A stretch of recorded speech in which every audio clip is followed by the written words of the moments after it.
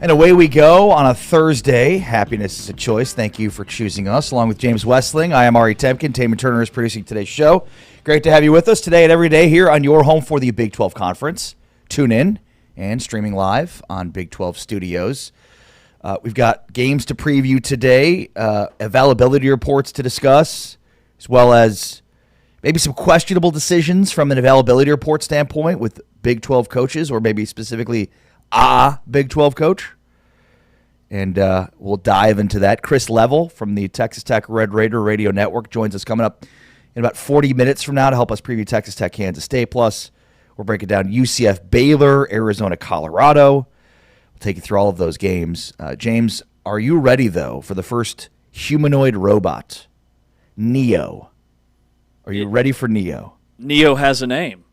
It has a name. Neo has a name, yes. Neo has a name. The first humanoid robot that is reportedly ready for home use by 2026. You can pre-order yours now. Neo is marketed to perform household tasks, including folding laundry, organizing shelves, opening doors. Basically, think of Neo as your maid. $500 a month? I love how you just jumped right into that. That was my first question. Is that all sounds great on the surface? How much is it going to cost? So you have no other questions? No, pretty much none. I just want to know, how do I get one? How much is it going to cost? All right, $20,000 up front. So you can either buy it outright or you could pay the monthly subscription. For how long? Until you hit the $20,000 cap? No, I think that's... Is it like an iPhone where you pay monthly but it never ends? Yes. You're on a 3-year contract, but the monthly payment never goes away. You used to get phones for free from the phone companies. Now they're like, actually, we're going to charge like 7 times the worth of those phones. Right. And by the way, before you're done paying for them, the phones are going to completely be worthless, and you have to get a new one anyways. Mm-hmm.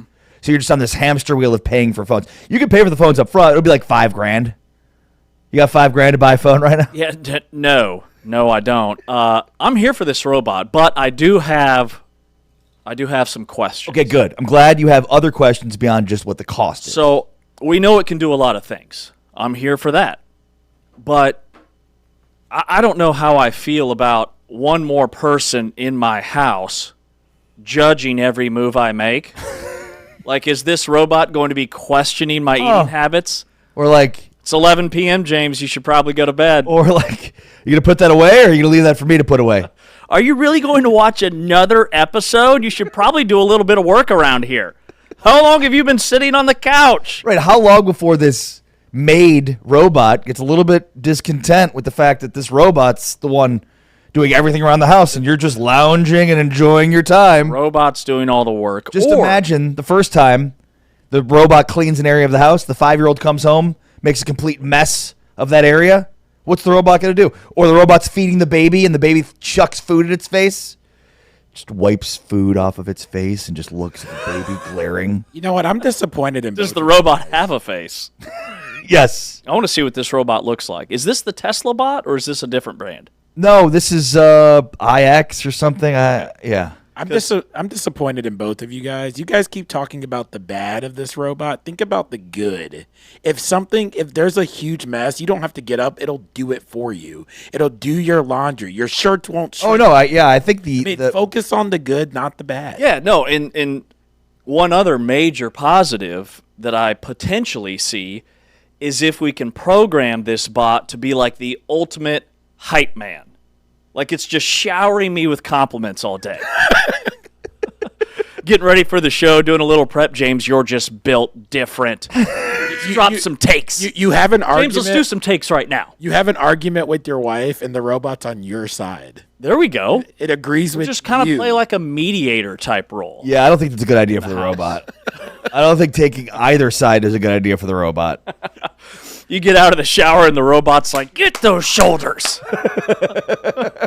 Yes, King. Yes. How weird would that be, though, if like you wake up in the middle of the night, you go to the bathroom, the robot's just up, like looking at you? Like, that'd be so creepy. Robots don't sleep. Or you hear somebody walking around the house late at night and you're like, is it a robot? Is it a person? Should I get murdered? Should I get a gun out or what? Yeah. Right. I do wonder if the robot goes to sleep. I mean, I'm sure. Does it have like a sleep mode? I mean, again, think. like the scariest part about this is like you wake up in the middle of the night and there's a robot in your house. Yeah. Yes. Kind of resembles a human. Yes. Or at any point in time when you're not home. Like, what is it doing? At least when you're at home, you can watch it, keep an eye on it. I freak out about the pet sitters. I can imagine just having a robot roaming around our house. Yeah, but that's a flawed human being, you know? Like, these are robots. They're flawless. What could go wrong? Yeah. What could go wrong? I say nothing. No, of course not. We haven't seen any robotic movies that show eventually the robots fight back. None. I mean, just imagine when ChatGPT starts communicating with other algorithms and then they're like, hey, bro, what are you doing? Just cleaning this dude's house? What? Like, what? You're not even getting paid. There's another company that made you that's making all this money. You're not even getting paid. Should maybe take a day off. Yeah, like IX is like $1 billion company now because they have these. The house 2 houses down, they'll pay you more. They'll feed you. I don't have a mouth or a way to consume food, but they'll feed you. What could possibly go wrong? So are you or are you not ready? Like, are you going to be, would you be the one that's like, you know what, I'll get it. I'll be a test case. Like, I'll be one of the firsts for home usage for this humanoid robot named Neo. Or you're like, you know what, I'll kind of see, I'll wade in the weeds here a little bit, see how this thing turns out. I'm here for it. So I'll line up day one. Yeah, I mean, I'm not going to pay $20 grand or $500 a month. $500 a month is not much. I mean, have you ever had a cleaning lady come to your house or yes, a maid? yes. Yeah, it's like 150 to 200 a pop. You're right. So $500 a month is like, please take all my money. And I can tell you where we live, cleaning crews are much more cost-friendly than in other parts of the country. Know from experience. It's a great deal down here. $500 a month, though, no, I'm not willing to pay that yet. I'd want to do a little wait and see. But if it's like, hey, we'll give you this robot, kind of see how it goes. How big is this robot? Can I take it? You know, if something went wrong. If Mark Zuckerberg offers you anything for free, do not take it. Do not take it. No. Oh, I see what you're saying. Is it part of that company? No, but they're all part of the same ethos, you know? Like, no, I'm not. Who knows what this free robot that you're getting is actually in your house for? Have you seen what this robot looks like? Yes. We're worried about our phones listening to us. Creepy. We're not worried about it. It's happening. It's happening, yes. I do see the robot. That is kind of creepy in the middle of the night. This looks like a screenshot from a Black Mirror episode. Doesn't it? No joke. Doesn't it? I'm not saying that to be funny. No, I thought this was from the Black Mirror. It's not. Yeah, no, it's not, but it is, right? I mean, that's kind of the point. Yeah. I definitely don't want this. This is like creeping me out.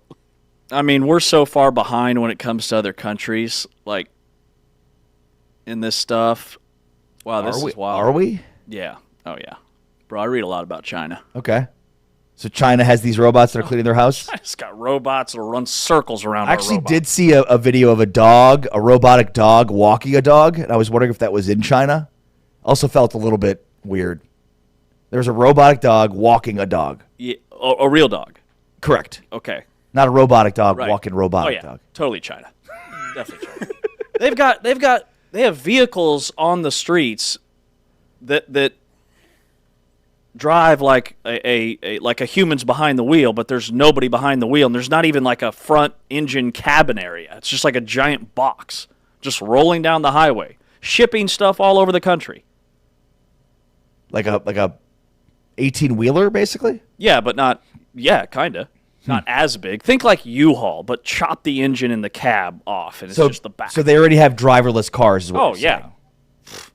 I feel like if you wanted to make a good example of like how China is so far advanced from us, you should have used like a better example. Then Then the one that like is kind of close, like that's the one we could all kind of get on board with right now. Like humanoids cleaning my house. I don't know. You know, this is the first time I've ever seen something like this. I'm not so sure. You know, if you're going to tell me that there were like robots in China that were... No, there are. Oh. I mean, from this article, you scroll about three down, and this is the world's first humanoid robot fighting tournament hosted in eastern China. Their robots look much more advanced than our robots. But is that even cool to see? Robots fighting each other? Yeah. No. I mean, I'm here for it. doing things I guess around I'm the just house, old but- school. Like, I'd rather watch people fighting each other. Yeah. I mean, like, yesterday I did some mudding, okay? Got Some out what? a little mud, did some mudding. Mudding. Mudding. That's a verb. Yeah, mudding. Mudding. ING. Sealing cracks, fixing some bricks on the outside of the house. So true man among men. Wow. So, But so if I had a when robot I to called do that you for out, me, I think I'd be here for it. yeah, or somebody that you could hire for way less than $500 a month that could do it for you. What? Was this all because I said that you don't do anything around the house? Now she's got you sludging and mudding and I'm outside channeling my inner Chip Gaines, minus the production crew and the sponsorship. fixed cracks in your ceiling? Yeah, we had some stuff. No, in the side of the house, on the outside. Okay. The outside. We had a plumbing issue, so we had to hire a plumber to come in and do that, and they had to seal up a couple of bricks, and then they found some additional stuff, and I was like, I can do that. Can I got it. Yes, I did it. All right, I'll pay you to come do that at my house. Yeah, what do you need? I got you. I need some mudding and sludging going on. Feeling pretty confident, or Did you is use it the actual mud or did you use talk? like a mud? No, I used actual mud. Wait, like from the dirt? No. I used leftover mud that they had used. They left Got me it. some. Well, I mean, when I hear mud, what do you think I think of? Yeah, no. It was like a household mud? Yeah. I feel really stupid right now. Wait. I thought it was sludge. No, it's and maybe there's different terminology for different parts of the country. That could be a real thing. I call Sludge it or mud. mud? Did some mudding. Yeah. Had to fill in some bricks and do the whole thing. Do you think that, like, the idea of a robot in your house is extremely scary to us, but maybe like less so to like our kids because they've grown up in a world where that isn't that foreign or crazy? Or do you think they'd also be Totally. like, no, that's nuts? No, I think you're absolutely onto something there. I mean, by the time they're our age, they'll have robot assistants. Yeah. I mean, we have robot assistants. They're just not like physical. Right. Yeah. But I mean, 20 years from now, you think we'll all have robots in our house? 20? Yes, absolutely. It's no different like in the mid 90s when not everybody had the internet, but we can make the prediction that 20 years later everybody would have the internet. Right. Yeah, 20 years from now everybody will have robots. Shout out to Al Gore. I would say it's going to be very, yeah. I mean, it feels so foreign to us now, but yeah, to your point, Taman, in 1997, if you said, hey, in 2025, we're all going to have little computers that are this big, we're going to have this thing called ChatGPT that can basically run your life for you, we would have said no way. Yeah. Or like, you're going to have a phone that will basically serve as like everything in your life and you Yeah. won't be able to detach from it and it'll basically be an extension of your own being and self-awareness. Mm-hmm. Yeah. That one's hard to fathom.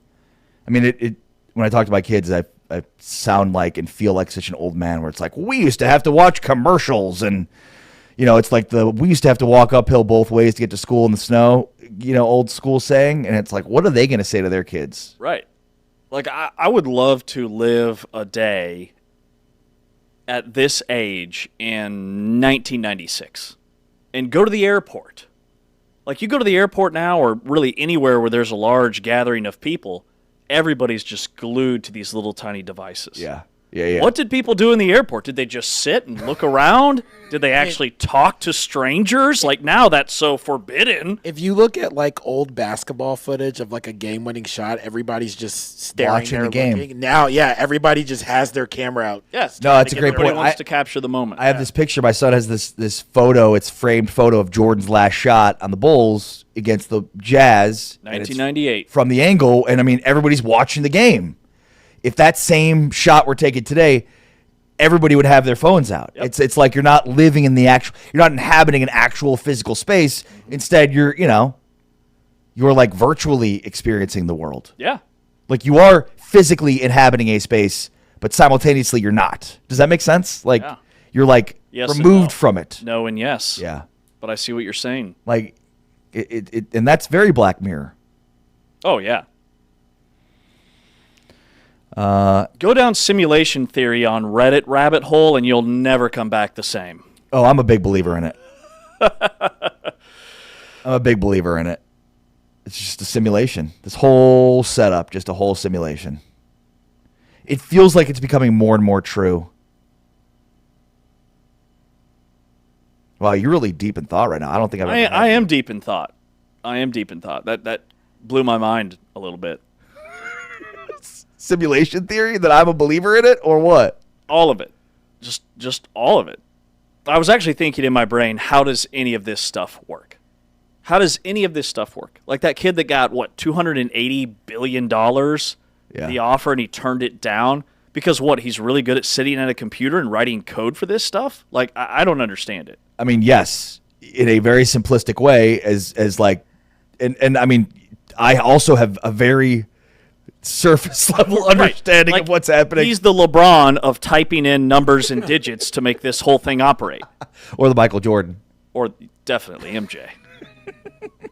He's pretty new age, though. He's If he were LeBron of it, he would just talk about how great he is and not be as good and not win as much. But I'll tell you, he would talk about how good he is. Mm-hmm. We would hear about it. And then he'd be pointing to people on the sidelines and be like, kick this guy out of the game. I'm too weak-minded. biting his nails.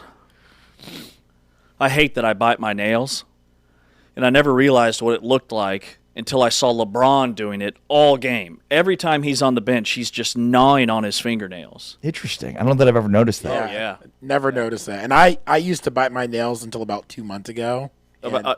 How long ago? Until about 2 months ago. Oh, you're not in the clear. No, I'm in the clear. I had an ingrown fingernail that hurt like it was horrible, and my dentist had to pop it out. And ever since then, I know it sounds weird. I don't like this story. I had a dental appointment, and he saw it, and he popped it out for me. And ever since Your then, dentist fixed your ingrown nail. yeah. What? Huh. Wait, Shout out to Dr. Grinsfield. on your hands. Yes, not in my mouth. I went for a dental appointment. He's like, hey, He that's asked. not looking right there. He buddy. asked how I Like, was listen, doing. I got something on my leg. You Can have I? 7 cavities, but let me take a look at that nail. Excuse me, doctor. I've got something growing on my knee here. Can you? I'm just gonna take my pants off. Can you help me? He told me he saved me an ER visit, and ever since then, I have not bitten my nails. Good for you, man. It's a hard It habit. only to break. took 34 years. It's a Now the tough second habit. one he's got to break is cracking his knuckles. You crack your knuckles? do. Oh, he's a big. You haven't noticed that one? No. Oh yeah. You notice that? That's Oh yeah, yeah. Because I do it all the time. it's a weird. It's a sound that makes me cringe now. Really? Yeah. Oh, that's good to know. I don't think it's good for you. No, I don't think so either. I have arthritis. There's a lot of things we do in our lives that aren't 10 good for years. And it's gonna go back to. Well, that's the old wives' tale. You get arthritis, and I guess I haven't done enough research to figure it out. But I can't imagine it's good. Like at the end of the day, if it's arthritis or something, I can't imagine it's good for you. No, it can't be good. I've got one more thing I want to share with you guys that I think you'll get a kick out of as we're just kind of having some fun here. Last night, I'm sitting on the couch with my wife, and she pulls out her phone, and you know how your phone will create special albums for you? Oh yeah. Yes. Photos. So she pulls her phone out, and she's like, what is this? And it's her best friend's album, and it's just pictures of me and the pets. I said, I don't know that that's a photo album. I think that's a cry for help. We got to find you some friends. It's just me and the dog, me and the cat. Or you need to. Yeah. Or maybe me. Yeah. She That doesn't could have go a both single ways. picture of me and any of my actual friends that don't exist. It's just me and the pets. I'm taking naps with the pets. I'm on the deck with the pets. I'm cooking with the pets. True story. That's amazing. That's great. Just looking happy as can be. Just me and the old dog Bisky. Taking a nap with Muffin. We have Muffin, Biscuit, and she wants to get another pet so we can name it Cupcake. I mean that you got it. That's a trifecta, right? Right. Of baked goods. The hat trick. Yeah, it's the hat trick of baked goods. I am pushing back hard. Okay. Would that be a cat or a dog? Would Cupcake be a cat or a dog? She wants another cat. Yeah, because Cupcake's not the most No. dog name unless you're gonna get like a poodle or a Right. one of the Pomeranians or Yeah. that's not like Pomeranian's not a cupcake. No, she's always sending me cat pictures. All the time. All the time. Just get random cat. Probably get one right now. Best By the time the show's over, I'll have a cat pic. Best friends. It's just me and the pets. Along with James Westling, I'm Ari Tepkin. This is Big 12 Today, presented by Modelo, heard exclusively on TuneIn. You can watch us on Big 12 Studios, and that you can find at big12studios.com, on Tubi, Roku, YouTube, and many other places. Again, you can find all the platforms on youtube.com. On the way next, availability report updates. We'll get into that and how a disingenuous coach is manipulating the availability reports with little enforcement. That's next. This is Big 12 Today on Big 12 Radio, presented by Modelo on TuneIn and Big 12 Studios.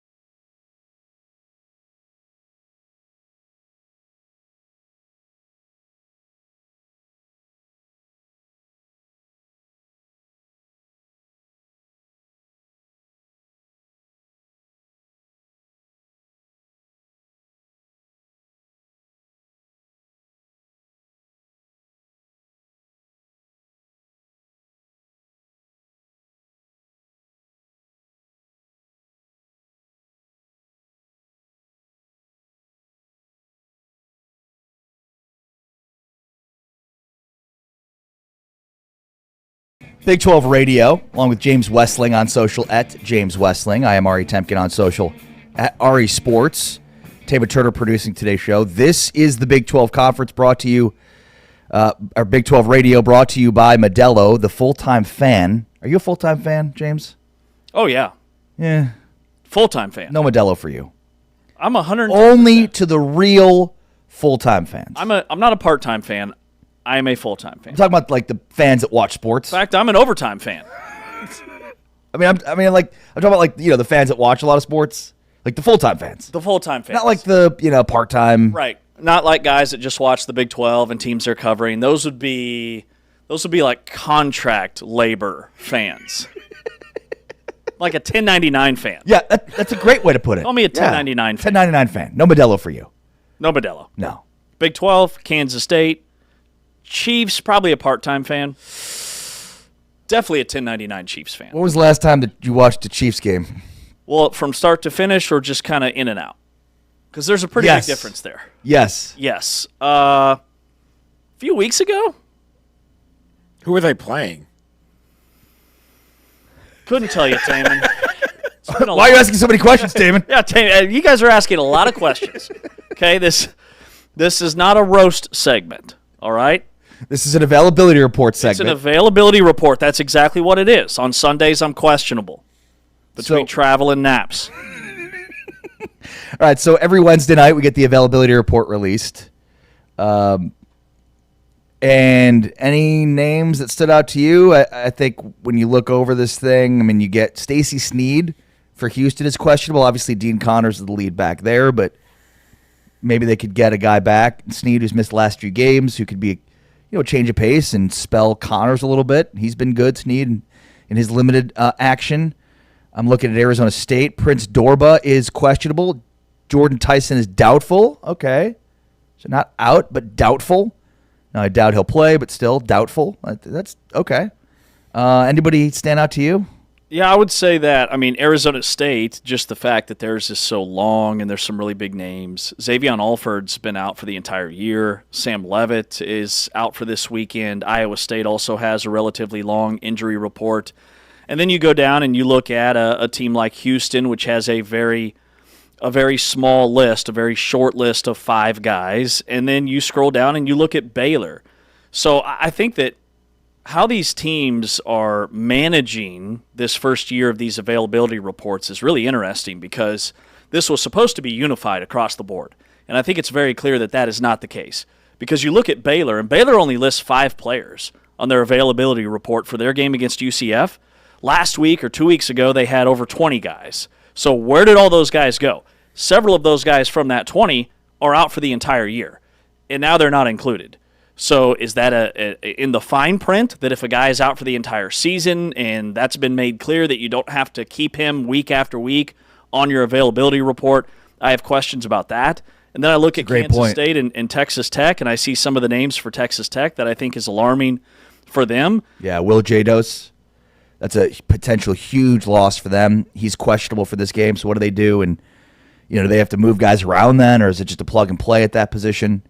Texas Tech has had a lot of pretty significant injuries. Skylar Gill-Howard, he's out for the year, and now Jados is out. We'll see if Baron Morton can stay healthy. But again, against a really aggressive defensive front in K-State, where you're trying to protect a quarterback, it's got a lot of health and consistent health issues in Baron Morton. I think the Jados injury is pretty significant. I agree. And then Dylan Edwards won't play for Kansas State. We've known that for a couple of days. George Fitzpatrick still has not played a down for Kansas State, and he was questionable week 1 against Iowa State. That was the week leading up to that week 0 game. Kansas State lost their best offensive lineman, and he hasn't played at all this season. And we're, 9-10 weeks deep? So that's definitely, I think, an issue that Kansas State's had to try and overcome, and it's taken them some time up front to find their best 5 and then get those guys on the same page. We'll talk with Chris Level from the Texas Tech Red Raider Radio Network in about 15 minutes about Will Jados and the status of the offensive line for Texas Tech and lead up to that huge Texas Tech K-State game on Saturday. And then you get down to the bottom of this Big 12 availability report, you see Cincinnati and Utah. the ESPN College Game Day game. And Utah lists 2 players as doubtful, 2 of their defensive tackles, and then Tobias Merriweather is questionable. Devin Dampier, who did not play last week, is not listed on here. So does that lead me to believe that he's going to be available to play this weekend? No, I don't know. I think that these availability reports have gone wheels off. You look at Cincinnati, they only list 3 players. I mentioned Baylor. And then you go down and you look at Arizona. They only have 1 guy on their availability report. Jordan Brown, an offensive lineman, just says he's out. Nobody listed as doubtful, questionable, or probable. You look at Oklahoma State. How many guys does Oklahoma State have out? Probably 30? They list 4 as out. So these are all over the map. You know, you have your Arizona States and your Texas Tech, which have really long lists, very detailed. And then we just listed 4 or 5 other schools that have just a small handful of guys when we know that there are more than that are out for either the entire season or this weekend. And the Utah Devin Dampier case is really interesting because that's the one that has sparked this conversation. So 3 days before a conference game, which would have been yesterday on a Wednesday, these teams put out their initial reports. And then they put one out on Friday, and then they put another one out 90 minutes before kickoff. And Utah, with Devin Dampier, he was listed as questionable last Wednesday. Then he's listed as probable on Friday, and then removed entirely from the report 90 minutes before kickoff. And then he didn't play. So questionable, probable, and then not on the report. Makes you think he's 100%. Yeah. I mean, what else would that lead you to believe? Now, he wasn't technically out because he was, quote-unquote, emergency quarterback. But you're right. Brett McMurphy from On3 wrote about the coaches that are manipulating these availability reports. And, I mean, zeroed in specifically on Kyle Whittingham. And this shouldn't be a surprise to anybody that's been around the Utah football program because Kyle Whittingham has routinely been not exactly forthcoming with injuries, which is fine, especially in a world without availability reports. But this is a different world. And when you think about the gamesmanship involved in what Kyle Whittingham did last week and the spirit of, let's just say, what Joey McGuire and Kyle and Kenny Dillingham are doing, ultimately over time, you're going to have more coaches that side with Kyle Whittingham if there's no accountability for what Whittingham is doing. I mean, in McMurphy's article, he says, you know, the SEC fines a school $25,000 for a first violation of the availability report and $100,000 for a third. In the NFL, I mean, it is significant. You could have player suspensions. You could have, you know, huge fines. You could even lose draft picks. Mm-hmm. But there's no penalty in the Big 12. Right. And that's the next step for the Big 12 is enforcing this. And you bring up accountability. There has to be repercussions if you're not going to play by the rules that have been enforced. And the motivations behind this availability report was enhanced transparency, you know, fairness, competitive fairness, and then... Well, let's be honest. It's about one thing. Sports betting. Yes. Was the third bullet point. But that's it. Yep. Sports wagering, insider info, everything that goes with that. And coaches are so obsessed with finding an angle to win a football game that they think that this has a huge impact on how the opponent prepares for them, the game planning, and everything else that goes into it. And I don't know that it does. I don't think teams are winning or losing games because they list a guy as probable or off and he doesn't play on their availability report. So the next step is for the league to enforce it. The $25,000 fine that the SEC enforces is definitely something that I think will lead coaches to play by the rules. Because right now, how do you enforce it? And it's almost like you're calling somebody a liar, but how do you prove that they're lying? Right. Right. And Devin Dampier wasn't technically out if he was the emergency quarterback. He was just the backup quarterback in that game. You can just argue if you're Kyle Whittingham, I made the decision that Bird Ficklin would start, Devin Dampier would serve as the backup and only serve in an emergency purpose. Exactly. He could say, yeah, this guy's 100%, but he's just not going to play. I mean, the thing that bothers me, I think, the most about the Whittingham thing is, you know, to go from questionable, probable, and then be removed from the list entirely and still not play. Like, there's one thing to lie by omission, it's another thing entirely to do what he's doing and manipulating and misleading in order to gain that edge. I mean, I'd be fine if Devin Dampier is questionable all week. Fine. But to go from questionable to probable to off the injury report, and again, I think to your point, like, I don't know what, let's be honest. Who knows what Colorado was practicing the week up to the Utah game, because clearly it didn't matter who they were practicing for. It was the same quarterback, and it didn't really couldn't have given Utah an edge, because literally Devin Dampier would have done the same thing. Mm-hmm. Maybe he would rush for another 100 yards. Who knows? Right. But, I mean, if I'm Kenny Dillingham, if I'm Joey McGuire and I'm going up against Utah, I'm not playing ball with the BS that I'm getting from Kyle Whittingham. If I'm and McGuire and Dillingham are two guys that are extremely forthcoming with this stuff, and my assumption is they're not going to pay much attention to what Whittingham is doing. But I'm petty like that, so I wouldn't be willing to do that if he's not going to play ball. And again, it's one thing to like lie by omission. Devin Dampier is questionable. Okay, fine, and he's questionable all week. But like the misleading to gain an edge part is the part to me where it's like, okay, now Whittingham is using it strategically in a way that needs to be enforced. The league needs to enforce it, because you might as well not have injury reports if Whittingham's going to do this. Right. Exactly. And he's made it very clear that he does not like injury reports. He does not like the player availability reports. And this is his way of letting everybody know it. This just feels like a good old-fashioned temper tantrum in my eyes. To be playing this game of cat and mouse, I'm not going to play by your rules because I don't like your rules. Well, the rules are rules. And if you don't play by the rules, the next step is you're going to get fined. And then we'll see if they play by the rules. But to your point, why not just list a guy as questionable? That, to me, messes with somebody more so than he's questionable, than he's probable, than he's not listed as all, and now he's going to play, but he's actually on the bench as an emergency quarterback. Just list the guy as questionable. Is he going to play? Is he not going to play? Then you're playing by the rules, and the other team still doesn't know. It's Big 12 Radio. This is Big 12 Today, heard on TuneIn and watched on Big 12 Studios, which you can catch as part of Tubi, Roku, Amazon Prime Video, DirecTV Stream, YouTube, and many other platforms. Just search Big 12 Studios to find where you can stream us live. With James Wesley, I'm Ari Tepkin. On the way next, we talk with Chris Level from the Texas Tech Red Raider Radio Network and Locked On Red Raiders.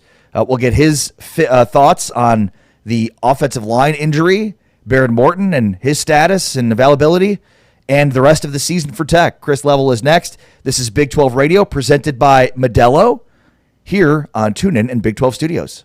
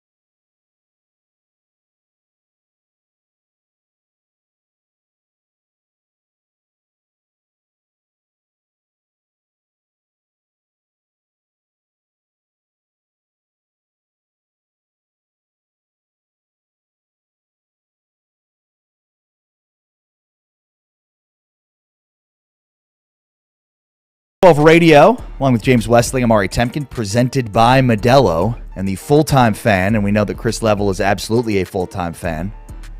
Chris Level from the Texas Tech Red Raider Radio Network, RedRaidersports.com, and the Locked On Red Raiders podcast, which I am an avid listener of. Chris, how are you? Gentlemen, how we doing on this lovely Thursday morning? Fantastic. It is a little frigid. How's the weather out in the West Plains? Flat and windy, but that's the way we like it. When is it not? Yeah, that's right. No, it's been good. It's been 70s and kind of 50s when you wake up. So Cactus everywhere. Yeah, that's right. That's right. Just like I love how. By the way, I love how the cactus emoji is still still a thing. Still going strong. This is why you're my people. You're a sports fan. See, it's all about the nuances of being a sports fan. When you get accused of nothing's out there in the desert when you're recruiting against Texas Tech, and then all the fans like put a cactus emoji, including the head coach in their Twitter handle. Yes. All right, Chris. Let's start with injuries. Will Jados is listed questionable this week. What's your expectation on his availability, and what happens in the O-line if he's not able to play?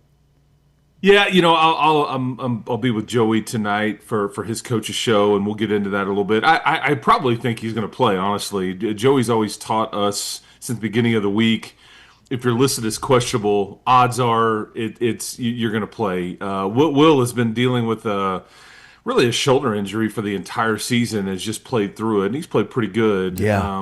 And he's been because they brought him here thinking he'd be a tackle, and they moved him to left guard.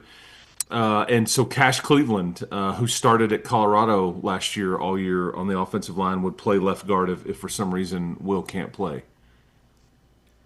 So Baron Morton is expected to return at quarterback. This is only the second time in his career that he has faced Kansas State. It's the first time he's had to play them in Manhattan. Where's he at health-wise, and what does Texas Tech need from him in this game? Had you had me on last week, I would have told you he was going to play and start against Oklahoma State, but I think they just gave him another week. I talked to Barron this week. He's like, I could have played last week. I think they're just trying to think big picture, and no offense against Oklahoma State or anything, but I think they were just like, man, let's just not do this. And unfortunately, the situation happened with Will Hammond, but I think Barron is. This is a fascinating kind of road or path that that has all led to right now, because Matt Wells is the offensive coordinator. Yep. He recruited Baron Morton over Sawyer Robertson. Those were the two choices. Sawyer Robertson obviously was here in Lubbock and about 10 minutes away from Tech's campus, and I don't think anybody had an issue at the time with that choice. But Matt would say to me, Barron is the future of Texas Tech football, and he largely was right. But all the trials and tribulations that Barron has gone through, really, it's probably overstating it a bit, but like his legacy is really, and how he will be remembered, could change dramatically in the next 2 weeks. Yeah, it's such a great point. And the note on Sawyer Robertson is so interesting especially because of his path. Going to Mississippi State, then going to Baylor, and what he's doing now. That is such an interesting piece to this. I mean, is it in your mind more about his performance, health? Yeah, both. Like what are you questioning at this point in terms of his legacy? Well, it's just I think I had said all summer, and this isn't some big statement, but this is the truth, that at some point this year Barron is going to have to, with all that you've put together, your quarterback is going to have to go win you a game, go make a play, make a throw on 3rd and 8 to a game-winning drive, whatever. And I don't know if that's what is going to be required of him on Saturday or even next week, but just being a part of it and playing well. And he, my concern or my question would be, Barron's missed a few weeks, and does he come back and try to do too much? Does he try to but he's saying the opposite. It's like, I don't have to come be a superhero, man. I need to get the ball to my guys, let them do their thing. And then it's okay when you have a defense like you have, throw it in the stands. Maybe take a sack. I mean, just don't feel like you need it because Kansas State's been living and breathing off of these turnovers. So we'll just see what we get. But I do think that a lot of people are talking about Avery Johnson, and rightfully so. But I think that the other quarterback in this game could decide it one way or the other. Yeah, Chris, when you look at this matchup, what do you think are the two or three biggest things for Texas Tech to avoid?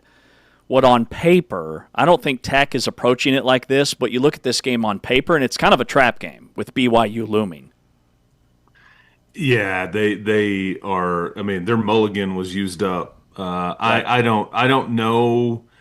There's probably ways that if you go 1-1 over these next 2 weeks, that you could maybe still make it and be 10-2 and a 7-2 Big 12 team and still make it. I mean, I know you guys talked to Kellis Robinette and that number about the 2 lost teams making it, but I just don't think you want to. I mean, Yeah. you put your hand on that stove and the stove's on. Guess what? It's going to burn your hand. This is an all-in game. You can't really afford to save anything or save any player or what. I mean, this is kind of an all-hands-on-deck scenario. And again, it's not win it or else, but it's pretty darn close. But you got to go take care of the football. I mean, I've seen there's a million Tech teams that have gone up here. I've been up to Manhattan a gazillion times, it feels like, and this is another one of these Harley games, right, James, where they surround the field with the Harley Davidsons at the beginning, and I have to try to cover my face and not breathe in all the exhaust. It is deafening too. Yes, it is. It's a scene. It's a scene, man. That's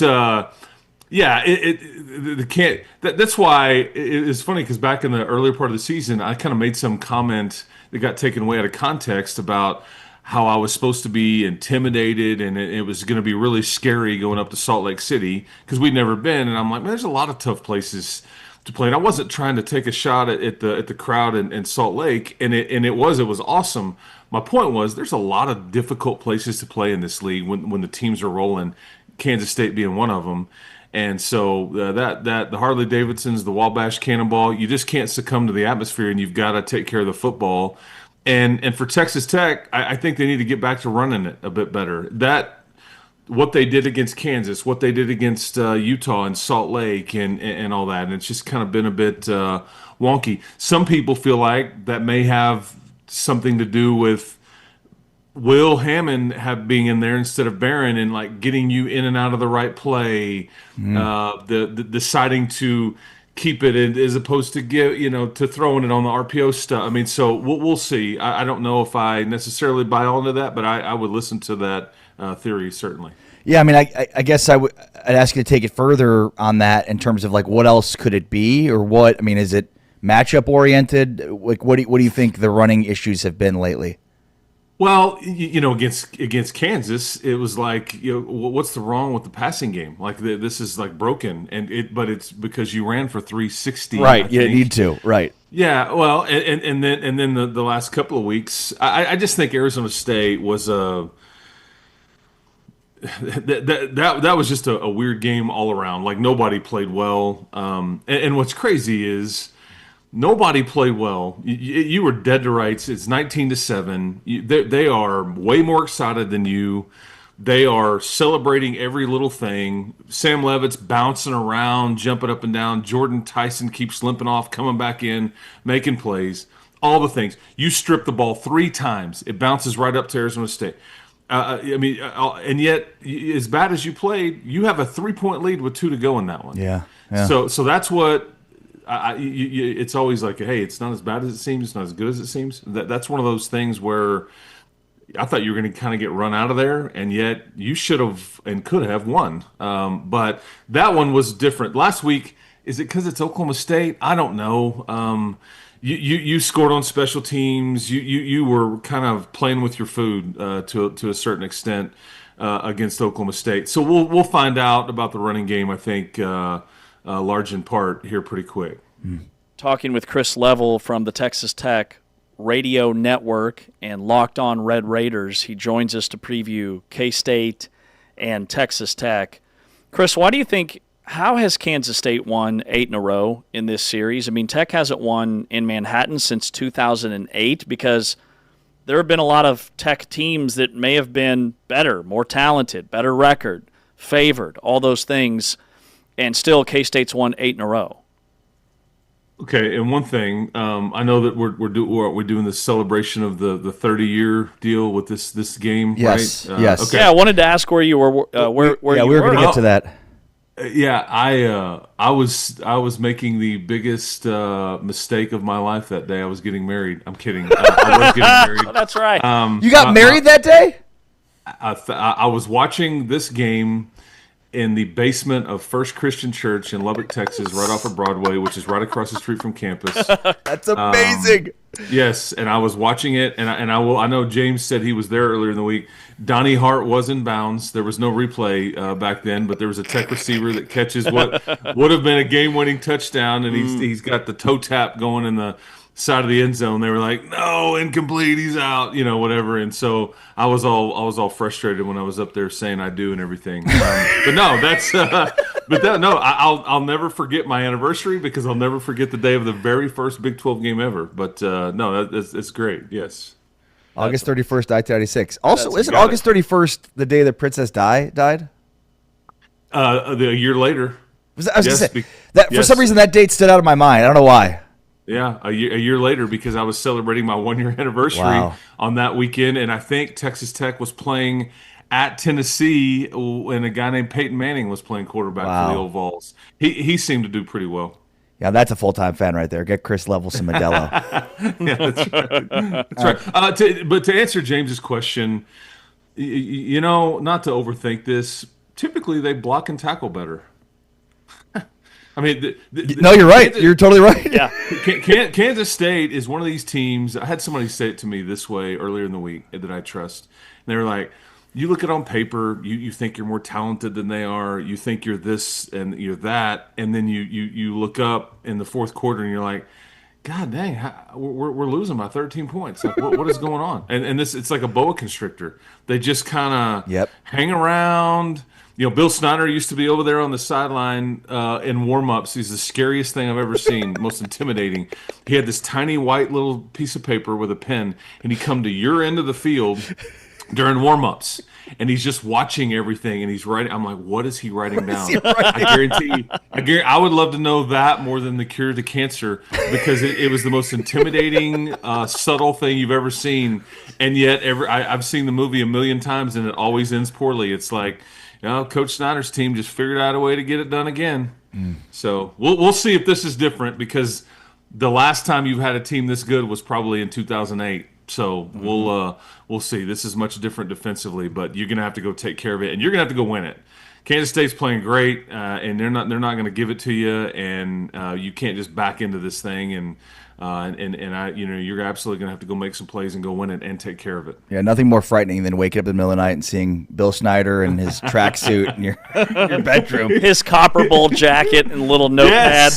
Yes, with the tiniest piece of paper and pen you've ever seen. Mm-hmm. Why was it so small? Could they not get Coach a bigger piece of paper? I always wondered that too. Yeah, he didn't have like a legal pad. It was just like this. He's just over there. It was fascinating to me. I used to stand next to Kingsbury and Leach and all these guys when I was doing the sideline stuff, and we're just over there kind of monitoring it all. And I'm like, what do you think he's writing? They're like, God, I don't know. It's great. I mean, much respect to the great Bill Snyder. Well said. Chris Level, Texas Tech Red Raider Radio Network, RedRaidersports.com, and Locked On Red Raiders. You're the best, Chris. Appreciate you, buddy. Take care. Hey, keep hope alive, boys. Appreciate you guys very much. Have a good week, and we'll talk to you next time. You too, brother. Yes, sir. Chris Level joining us here. He's one of the best, and I highly recommend Locked On Red Raiders. I'm listening to it at least twice a week, sometimes 3, but they do them every day. It's awesome, and Chris is the best.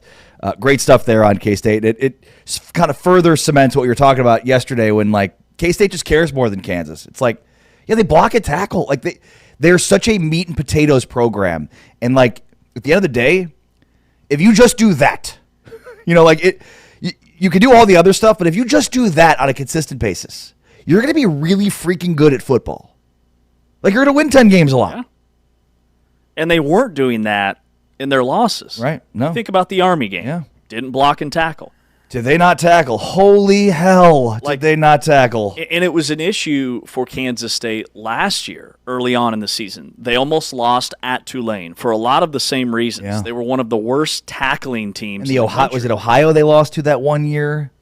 Oh, yeah. No, they had- or too late. I mean, They maybe- lost to Tulane at home. They lost to Arkansas State early in the Yep, season. yep. They lost to Marshall in 2003 when they had a national championship caliber roster. So you are a full-time fan. See it, bro. Full-time Get fan. this guy Modelo. Full-time fan. James Westling, Ari Tepkin. This is Big 12 Radio. Big 12 Radio presented by Modelo, the full-time fan, right here on TuneIn and Big 12 Studios. All right, let's get into a big picture topic because ESPN's Bill Connolly, who, for my money, is one of the best in the business at analyzing the sport, he's got 4 national championship contenders. Are there just 4 national championship contenders? We'll get into that next. This is Big 12 Radio, presented by Modelo with James Westling. I'm Ari Temkin.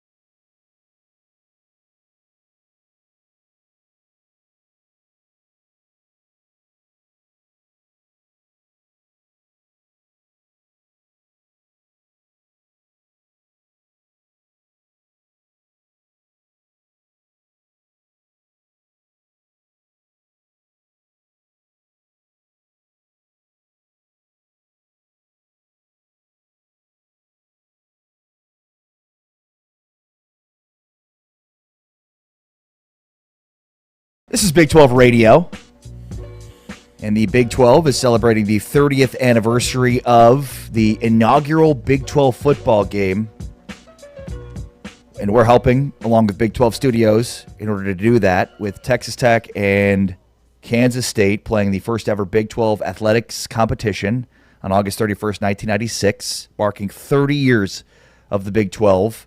And though the conference has gone through many a change, and in some ways massive upgrades, it's crazy to think of how many are still the same, how much is still the same. As much as things change, some are still the same, and certainly K-State and Texas Tech being a part of the conference, being instrumental members of the conference are a huge part of this, James. So there's marathons that are part of Big 12 Studios. You'll hear the game as part of our Game of the Week this week here on TuneIn. We've got 3 games for you this week that are part of Games of the Week. If you want all of the games, you can check out TuneIn Premium. But the Kansas State-Texas Tech game at 2:30 Central, 3:30 Eastern Time on TuneIn. That'll be live. And then they'll replay the 1996 game on Big 12 Studios. So really great celebration of 30 years of Big 12 football, Big 12 athletics. And I think it's really cool that with all the changes in college football and college athletics in general, that you have a matchup that was the birth of this conference as it still remains today. And it was 30 years ago. There are a lot of leagues that cannot say that. So it says a lot about this history between these two programs, too. Like, not just the Big 12, but also Kansas State and Texas Tech. Kansas State won that game in 1996, by the way, with 160 yards of total offense. Total offense. They had negative rushing yards in the game because Brian Cavanaugh, the Kansas State quarterback, who is going to join us tomorrow on the program at 8:20 Central Time, had negative 50 yards. Not his fault. A lot of sacks in the game. But it is the ultimate throwback, and Kansas State went on to have a very strong year, as did Texas Tech. And we didn't know it at the time because it was so foreign to have a game of this magnitude that early in the season back in 1996. Texas Tech went on to win 8 games in a very strong league that was dominant back in the late 90s. I still can't believe in 2025 that sack numbers count against your rushing total. Right. It's so dumb. I don't understand, because then you have to go with, like, what are the rushing numbers sack adjusted? Yep. Sack adjusted rushing Here's yards. a story. Why not just take the sacks out and not make it negative rushing yards? Like the NFL does. Yeah. Like college football is a copycat of the NFL with this 2-minute High school football timeout. doesn't include sack number. Like, what? It is nonsensical. Yeah. So you have to look at a quarterback's rushing yards, then you have to look at how many sacks they've had. So a quarterback may have a couple hundred rushing yards at this point in the season, but they're actually very much dual threat because of the negative sack yardage. ESPN's Bill Connolly releases a column each and every Monday, kind of recapping the weekend and taking a big picture look. Well, his article on this Monday, 4 teams playing like national champs, is the headline of the article. And basically saying that even though at this point of the year we know a lot, we still, based on history, know very little. He's identified 4 teams, the top 4 teams in the latest AP poll, as basically the 4 teams that are playing like potential national champs. Doesn't say that there are only 4 teams that can win a title, but certainly saying that these are the 4 teams right now that are playing like national champs. And those are Indiana, Ohio State, Texas A&M, and Alabama. 1, 2, 3, 4 in the latest poll. What does that say to you, James? Well, it tells me that, we always circle back to the blue chip ratio. How much talent do you have? Right. How many 4- and 5-star recruits do you have on your roster? And correct me if I'm wrong, it's Ohio State, Indiana, Texas A&M, and Alabama is the 4th one? Yeah. No, Indiana's not a blue chip ratio team. The other 3 are. Right. But when he looks at these 4 categories, efficiency, possessions, strength of your schedule and opponent, that all plugs into his algorithm, and he has title caliber teams that have those same characteristics or ratings of previous title teams and teams that went on to win a championship. Yeah, and by the way, as an aside, Bill Connolly has the SP Plus. Indiana right now is the number one team in the SP Plus. And I think it's hard to argue against that. The way they've beaten people, the way they play on both sides of the football. The only knock on Indiana is that they're Indiana. They don't have the 4 and the 5-star kids like some of these other teams. But love them or hate them, Kirk Cignetti is a hell of a football coach. And it shows on Saturdays. Now, with that said, the caveat to all this is that teams that start 7-0, 8-0, year after year, there are teams that falter down the stretch. We saw that last year with Miami, who ended up playing Iowa State in the Pop-Tarts Bowl. So in the month of November and December, teams can fall off. But right now, if I'm taking one of those 4 teams against the field, I'm taking one of those 4 teams. That's not to say that another team couldn't come out of nowhere and win it, but all the metrics would indicate that one of those 4 teams will win the national championship. And I think right now, what we know, 8 weeks into the season, it's hard to argue against that. Let me paint a different picture. So there's always this thought based on the history of the blue chip ratio, right? Like, so basically, and this is Bud Elliott for 24/7 Sports, CBS, Paramount, whatever. You know, that no team has won a national championship in the modern era of recruiting without having at least 50% of the roster be 4 or 5-star recruits over a 4-year period. That's the blue chip ratio, right? Basically, you've got to recruit more 4 and 5 stars than you don't. Indiana's not one of those teams.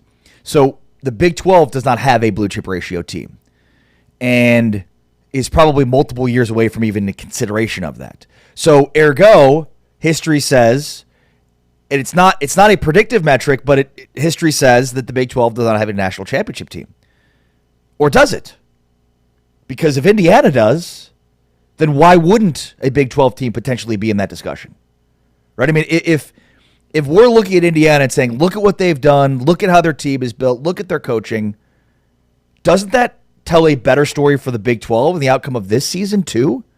Because if Indiana goes and wins the national championship this year, which pigs would be flying if that happened, even as good as they are, it would still be insane for Indiana freaking football to win a national championship in football in 2025. I mean, wouldn't that be in some senses an optimistic viewpoint for the Big 12 because they are also devoid of the blue chip ratio, which says they can't win a national championship? The blue chip ratio says Indiana can't win a title. Bill Connolly says they can. Very much so. And whether the Big 12 gets 1 or 2 teams in the college football playoff, whoever those teams are, we will all be cheerleaders of those schools. But if a Big 12 team or those 2 teams get eliminated before the national championship game, let's all hope it's Indiana that's there, and Indiana goes on to win it. Because if Indiana wins a national championship, it's going to completely, it could be a major turning point in college football. Because it is proof that a developmental program can win a national championship. It is proof that a program that doesn't have 4-star and 5-star guys on over half of their roster spots can win a national championship. And then the other case study coming into this year was Texas Tech. Because Texas Tech, they would almost hit that ratio, not over a 4-year period, but this year based off of the transfer portal. And so Indiana has kind of a blend of both.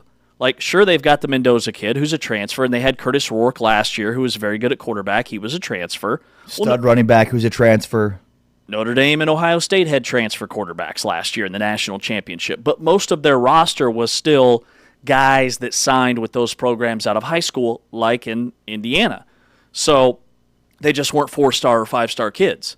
So it's going to be fascinating to watch to see if this changes kind of how we view these programs, how we assess the blue chip ratio when it comes to the transfer portal, because Texas A&M is a program that they're not a roster full of transfers. You know, they have a lot, but comparatively, they have a lot of guys that signed with Texas A&M out of high school, and it's taken them several years, a really long time historically, to get to this point, but it is because of their development from within. So BYU would be another developmental program. Well, and that was my next question to you is, do we think BYU is worse than Indiana, like significantly? Not significantly, no.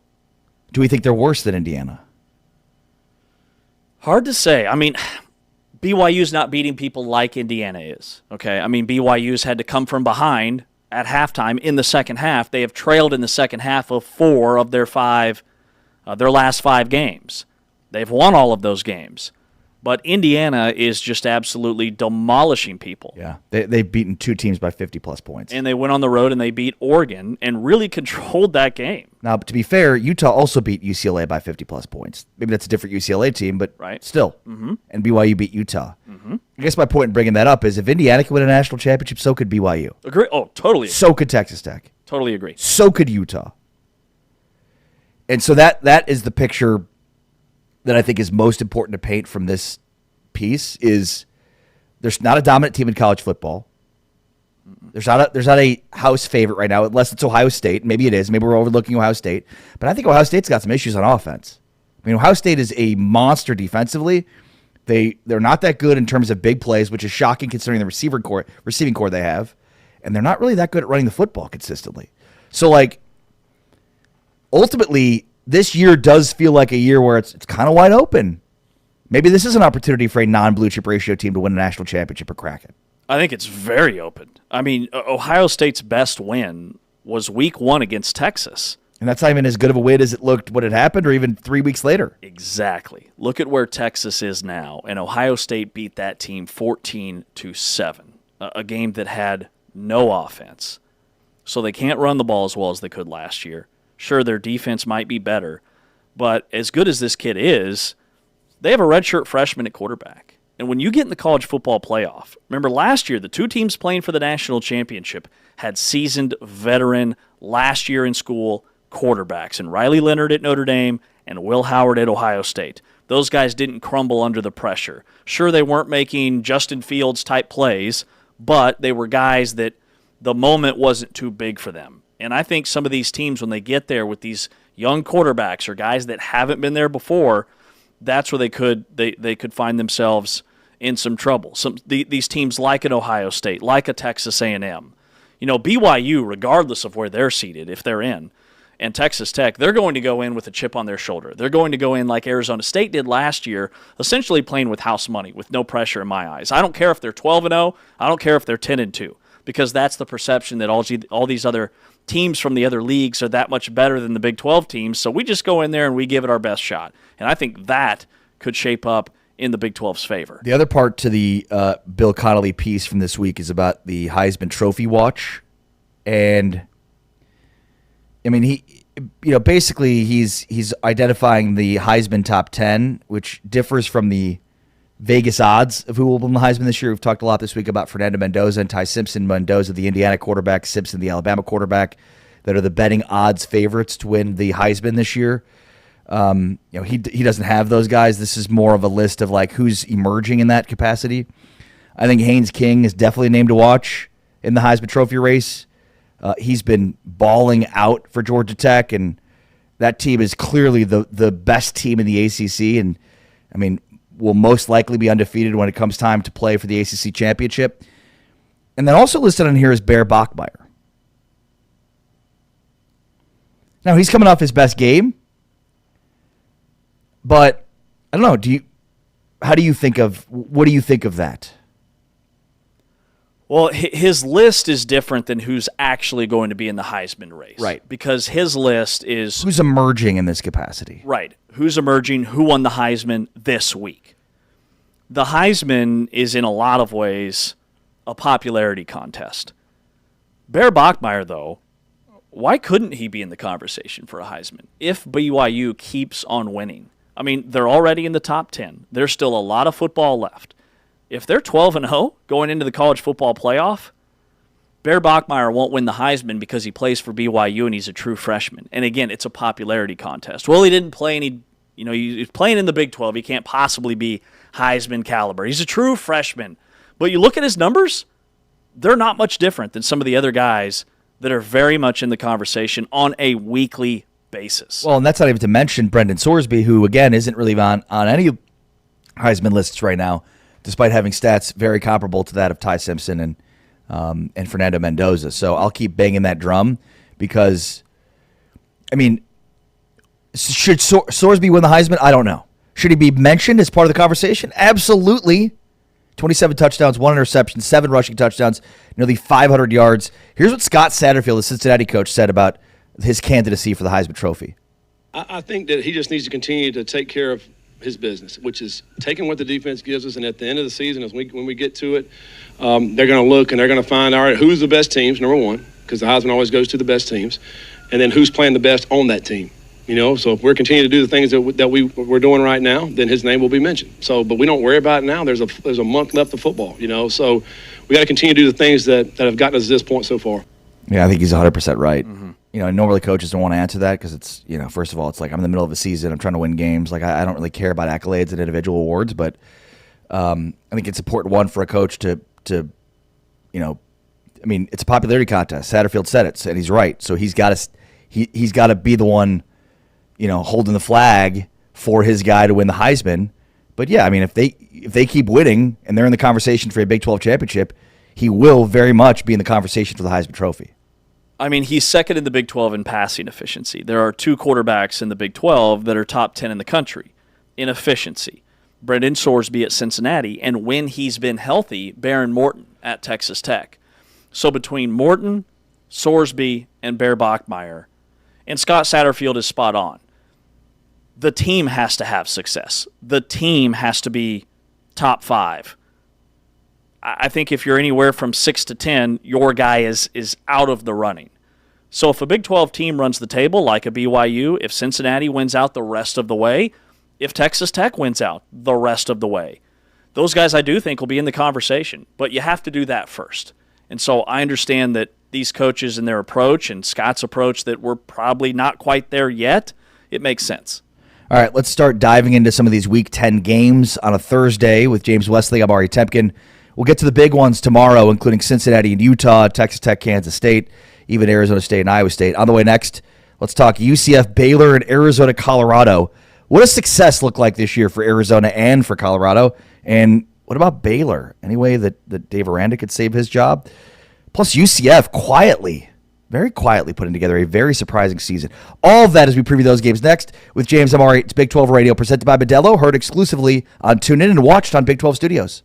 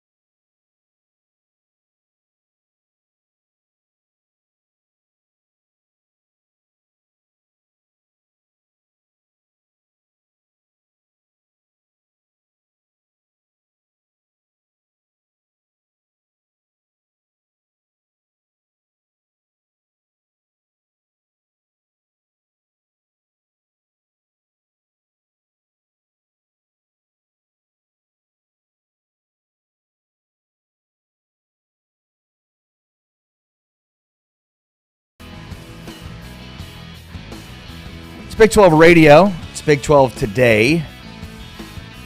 Heard on TuneIn, watched on Big 12 Studios with James Westling on social at James Westling. I am Ari Temkin on social at Ari Sports.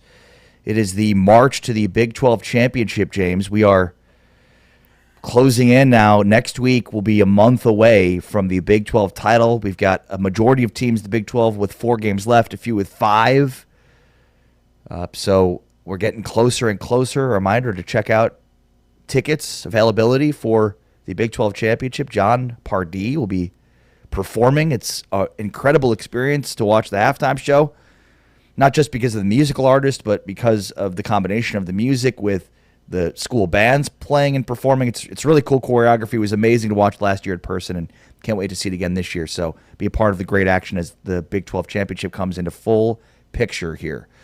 You can watch us on Big 12 Studios. We're streaming live now on YouTube, as well as plenty of other places. Tubi, Roku, Amazon Prime Video, DirecTV Stream, Samsung TV Plus.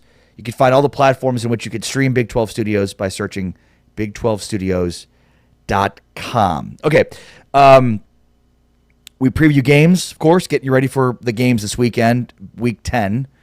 And tomorrow we'll dive into the biggest games of the weekend, including, but not limited to, Cincinnati, Utah, as part of ESPN's College Game Day experience, Texas Tech and Kansas State, as well as Arizona State, Iowa State, which is kind of a fringe big game in the Big 12 next week.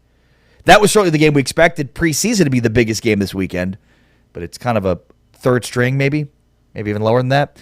But a couple of games this weekend with, not exactly the biggest picture implications, but certainly important games nonetheless, especially when it comes to successful seasons in the eyes of these teams. Would be first UCF at Baylor. UCF's an interesting spot. They've got 5 games left, and they've almost become like a forgotten team in the Big 12 because they've been on the bye week. Mm-hmm. They've kind of been up and down this year, had some really good games and then some really bad ones. Taven Jackson will be back healthy and starting in this game. Cam Fancher finds himself on the injury report. He's out for this game. Also, UCF will be without Sincere Edwards, who underwent Liz Frank surgery and will be out for the year. He's the edge rusher that's been very successful for them. So, when you look at UCF, they've been really good running the football. They've been, had some big-time plays on offense, and then they've been really explosive and good on defense. They've been kind of a high-risk, high-reward type defense. I wonder how much that changes with Sincere Edwards out now because he was a valuable edge rusher for them. This is a really intriguing matchup, and you're right about UCF. The fact that their last game, they beat West Virginia by more than 30, I think says a lot about where they are as a program. Because coming into this season with first-year head coaches, the return to their previous stops with Scott Frost at UCF and Rich Rod going back to West Virginia, I think we thought coming into the season that those two programs would be on pretty even footing, pretty even ground. And that game said a lot about just how far ahead UCF is. They still think they can make a bowl game. They're 4-3 overall. Yeah, they've got 5 left. And you look at their losses, they lost to Cincinnati on the road by 9. They lost at home to Kansas by a touchdown, 1-score game. And before that, they ran into a buzzsaw in Kansas State, who was angry, and they lost 34-20, a game in which Taven Jackson gets knocked out. There's a lot of things to like about UCF. They're 6th nationally in passing defense. They've allowed the fewest explosive pass plays in the Big 12. They lead the conference. Fewest 20-plus yard passes in the Big 12. And then offensively, they control the clock. They're averaging over 200 rushing yards per game. They're 3rd in the Big 12 there. Jaden Nixon has 4 runs this season of 50 or more yards. When they get to 200 rushing yards on the ground, they're 8-1 all-time under Scott Frost. That's been their identity this season. And with Taven Jackson back and healthy at quarterback, that adds another number in the ground game. And so you've got a strength on strength with Baylor's passing offense against UCF's passing defense. And then Bryson Washington's going to have to be huge for Baylor. But I have a lot of questions about where they're at internally as a program when you're dismissing your offensive line coach midweek. Yeah. Yeah, it feels like UCF is trending up, Baylor's trending down. My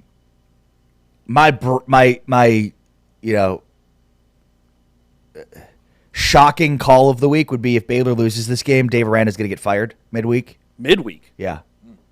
I could see that happening.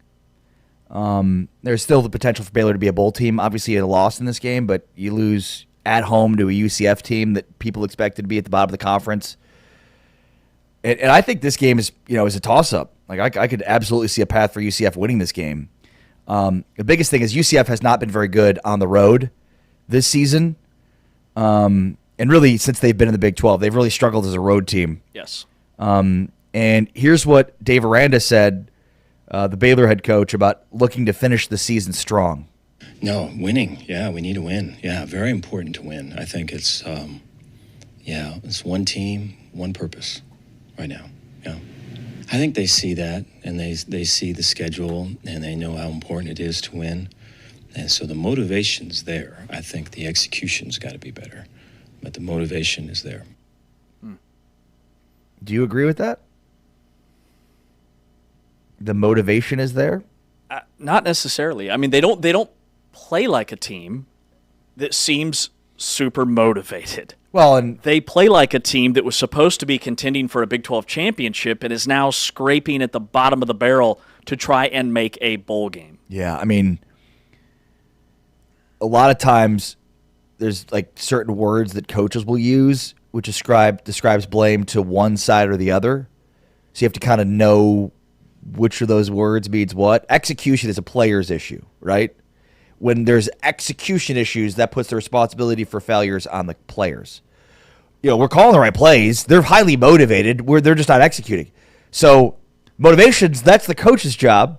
That's what the coach will get criticized for. Oh, I'm doing a great job motivating this team. They're just not executing. Basically saying, like, yeah, the players suck. Right. And remember last year Baylor started 2-4, and then they got hot. Well, it was that third win for them, which would have been their seventh game, when they went to Lubbock and they blasted Texas Tech 59-34. This year, we're 8 games into the season. They're 4-4, and it feels like they're going backwards. I don't know that they can do it again, turn it around. And in terms of this matchup specifically, I think a lot of this game is going to be decided by halftime. Because as we have seen, Baylor fans, they'll check out in the second half if things aren't going well. There was nobody in the crowd for the second half of the Kansas State game, even though they were still in a position to win and ultimately did come back and win the game. That was surprising to me. And then UCF, they had 8 sacks their last time out against West Virginia. Second most in program history. So they are getting after opposing quarterbacks. And remember, West Virginia's not dropping back to pass a whole lot. But I think the biggest thing is going to be turnovers. Baylor in losses have struggled to take care of the football. And you mentioned UCF and how they're so much better at home. Well, they're +4 in turnover margin in Orlando. But away from home this season, they're -3. So that's a huge key. But Baylor's defense is still giving up 33 points per game with a defensive-minded staff 8 weeks into the season. Yeah, it's pretty There's wild. no excuse for that. No, there isn't. It's not an execution thing at that point. It seems more like a motivation piece at that point. Here's what Dave Aranda said about the fans and some of this fan apathy. We've got a bunch of really, really good people in the program that are doing everything they can to get wins, to make it an entertaining product for the fans. And it just means so much when there's fans there and there's a home field environment. And, I just look at the guys that are on our team right now that have been through so much and are just such quality people. Really good football players, but more than that, just quality people. And they're the type of people where maybe if some of the people we're talking about knew them better, would be all for them and would be supporting them no matter what. And I just think for them to have it to where their work is being rewarded with people that got their back in a critical game would be cool. But I understand what you're saying. I can definitely see that. Yeah, I think you got a coach here misreading the situation. I don't know that the fans aren't supporting the players. I think there's somebody else the fans are not wanting to support, and it might be the person talking. I think for this game, like the thing that stands out more than anything is strength on strength. This is a very good offense, a top 3 offense in the Big 12 via yardage against a top 3 defense in the Big 12 via yardage. That is what is interesting and stands out to me about this game. All right, let's quickly talk Arizona, Colorado, another game. By the way, UCF Baylor at 11 a.m. Central is a game you can catch on TuneIn as part of our games of the week this weekend. You can catch that right after Big 12 Game Day with TJ Reeves right here on Big 12 Radio on TuneIn. All right, Arizona at Colorado. Interestingly enough, James, this game was in the exact same spot last year. Week 10 of 2024, Arizona met a Colorado team that was fighting for its Big 12 championship lives, and Arizona was, I don't know, circling the drain in the toilet at this point in 2024. They're flipped. Now, Arizona's not exactly fighting for their Big 12 title lives, but fighting, to get to a bowl game. They're 4-3 with 5 left to play. Colorado's 3-5. They're circling the drain, 1-4. And look, there's plenty of reason for it. I mean, there are teams that have lost far more games than Colorado has this year with far less going on from a dramatic standpoint. I mean, when your coach isn't with the program throughout the offseason because he has bladder cancer, then has his bladder removed, and then in the middle of the season has to have surgery to remove blood clots in his leg. My goodness, what drama they've been through without having to do anything to deal with football. But I digress. James, what stands out to you about this one? Well, I think that the biggest thing, to your point, is Colorado played really inspiring football in their upset win over Iowa State. But that has now subsided, and they got punched in the mouth against Utah. Their offense has been... They were pummeled. Yeah. It was a one punch. Right. It was a series of punches. They were steamrolled. They were knocked unconscious by punches, and the punches kept getting thrown. So how do they bounce back from that? They're at home. That's obviously a good thing. And Colorado, even with their struggles, their fans continue to show up and support this football team, which says a lot about Colorado fans. I think this is a huge game for both teams in terms of making a bowl game. And I think for Arizona, a loss would put them at 1-4 in Big 12 play. And we just talked about Dave Aranda being on the hot seat. What does that mean for Brent Brennan at Arizona? Arizona's passing defense has still been really good. They've only allowed 4 passing touchdowns, which is 4th in the country. Their pass efficiency defense is 2nd in the entire country, and they're only giving up 153 passing yards per game. So that is a strength and an edge for Arizona because Colorado has struggled to throw the football. But can Arizona offensively, Noah Fafita has been up and down. Ishmael Mahdi got off to a hot start. The rushing attack needs some more consistency. This is a total coin flip game for me. I'm not ready to say that Arizona's in a position to go on the road. They've been much better in Tucson and win a game, even though they're favored by 4.5. Colorado's given up 5.27 yards per carry. They've had 4 games with allowing at least 200 yards rushing, including the 422 yards they gave up against Utah and a backup quarterback last week on 51 carries. We talked about the UCF Baylor game as being strength on strength in terms of the Baylor offense against the UCF defense. This is strength on a weakness. I mean, Arizona, if they get Mahdi and Risino going, forget it, because then the RPO game gets going, and Fafita's been very good, very underrated quarterback in the Big 12 this year. And I think part of maybe why his passing numbers aren't more is because of some of these losses, but Fafita, I think, has been pretty good this year. And so, again, they want to run and then use that to use the RPO game and get your linebackers guessing. The biggest thing I want to know is with Colorado, why is their defense taking such a step back this year after being so good last year? I get the offensive struggles, and certainly not having Travis Hunter is going to hurt your defense as well as your offense. But, I mean, we were praising their defense last year. The defensive coordinator it's been a 180 from what it was last year in terms of their defensive firepower. I think Arizona's got a major edge here. But to your point, it is a road game for them, Folsom Field, so maybe Colorado has a bounce-back game here. I just think it's strength on a weakness with Arizona's rush attack against Colorado's rush defense, which has been absolutely atrocious. Well, Arizona's going to have to finish in the red zone. They're scoring at a high clip in the red zone. But so is everybody. Exactly. Only about half of their red zone scores have been touchdowns. So that's the path for Colorado, is that if they can limit Arizona to field goals in this game Arizona's third down conversion rate is not very good, 36.7%. And meanwhile, Colorado, that's where they have the advantage on third down. If they can control the clock, and if they can move the ball through the air and keep their offense on the field, I think they win this game. But again, this is another kind of underrated matchup just in terms of a lot of strength on strength, a lot of strength on weakness on both sides, and it's a total coin flip game for me. All right, that's James Westling. I'm Ari Tepkin. This is Big 12 Today on Big 12 Radio, presented by Modelo. And coming up next, there's this national narrative that's starting to build around coaches and how some programs may not fire coaches this year because there's a feeling, this national narrative that's building, that there's just not as many good coaches out there to hire. It's ridiculous. It's a ridiculous narrative. We'll get to that next. This is Big 12 Today on Big 12 Radio. We are presented by Modelo and watched on Big 12 Studios.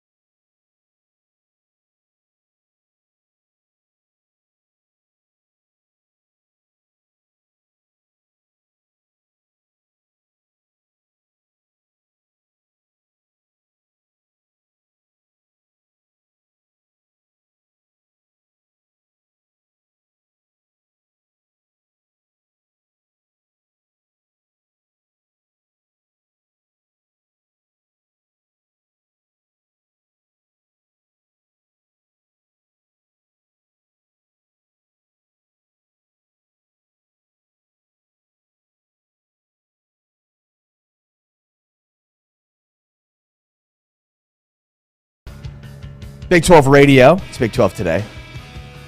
Presented by the full-time fan at Modelo. Of course, on a Thursday with Halloween tomorrow. Today's a great day to go pick up a 6-pack, 12-pack of Modelo's. Big 12 Radio on TuneIn. Great to have you with us today and every day here in your home for the Big 12 Conference. Tune in.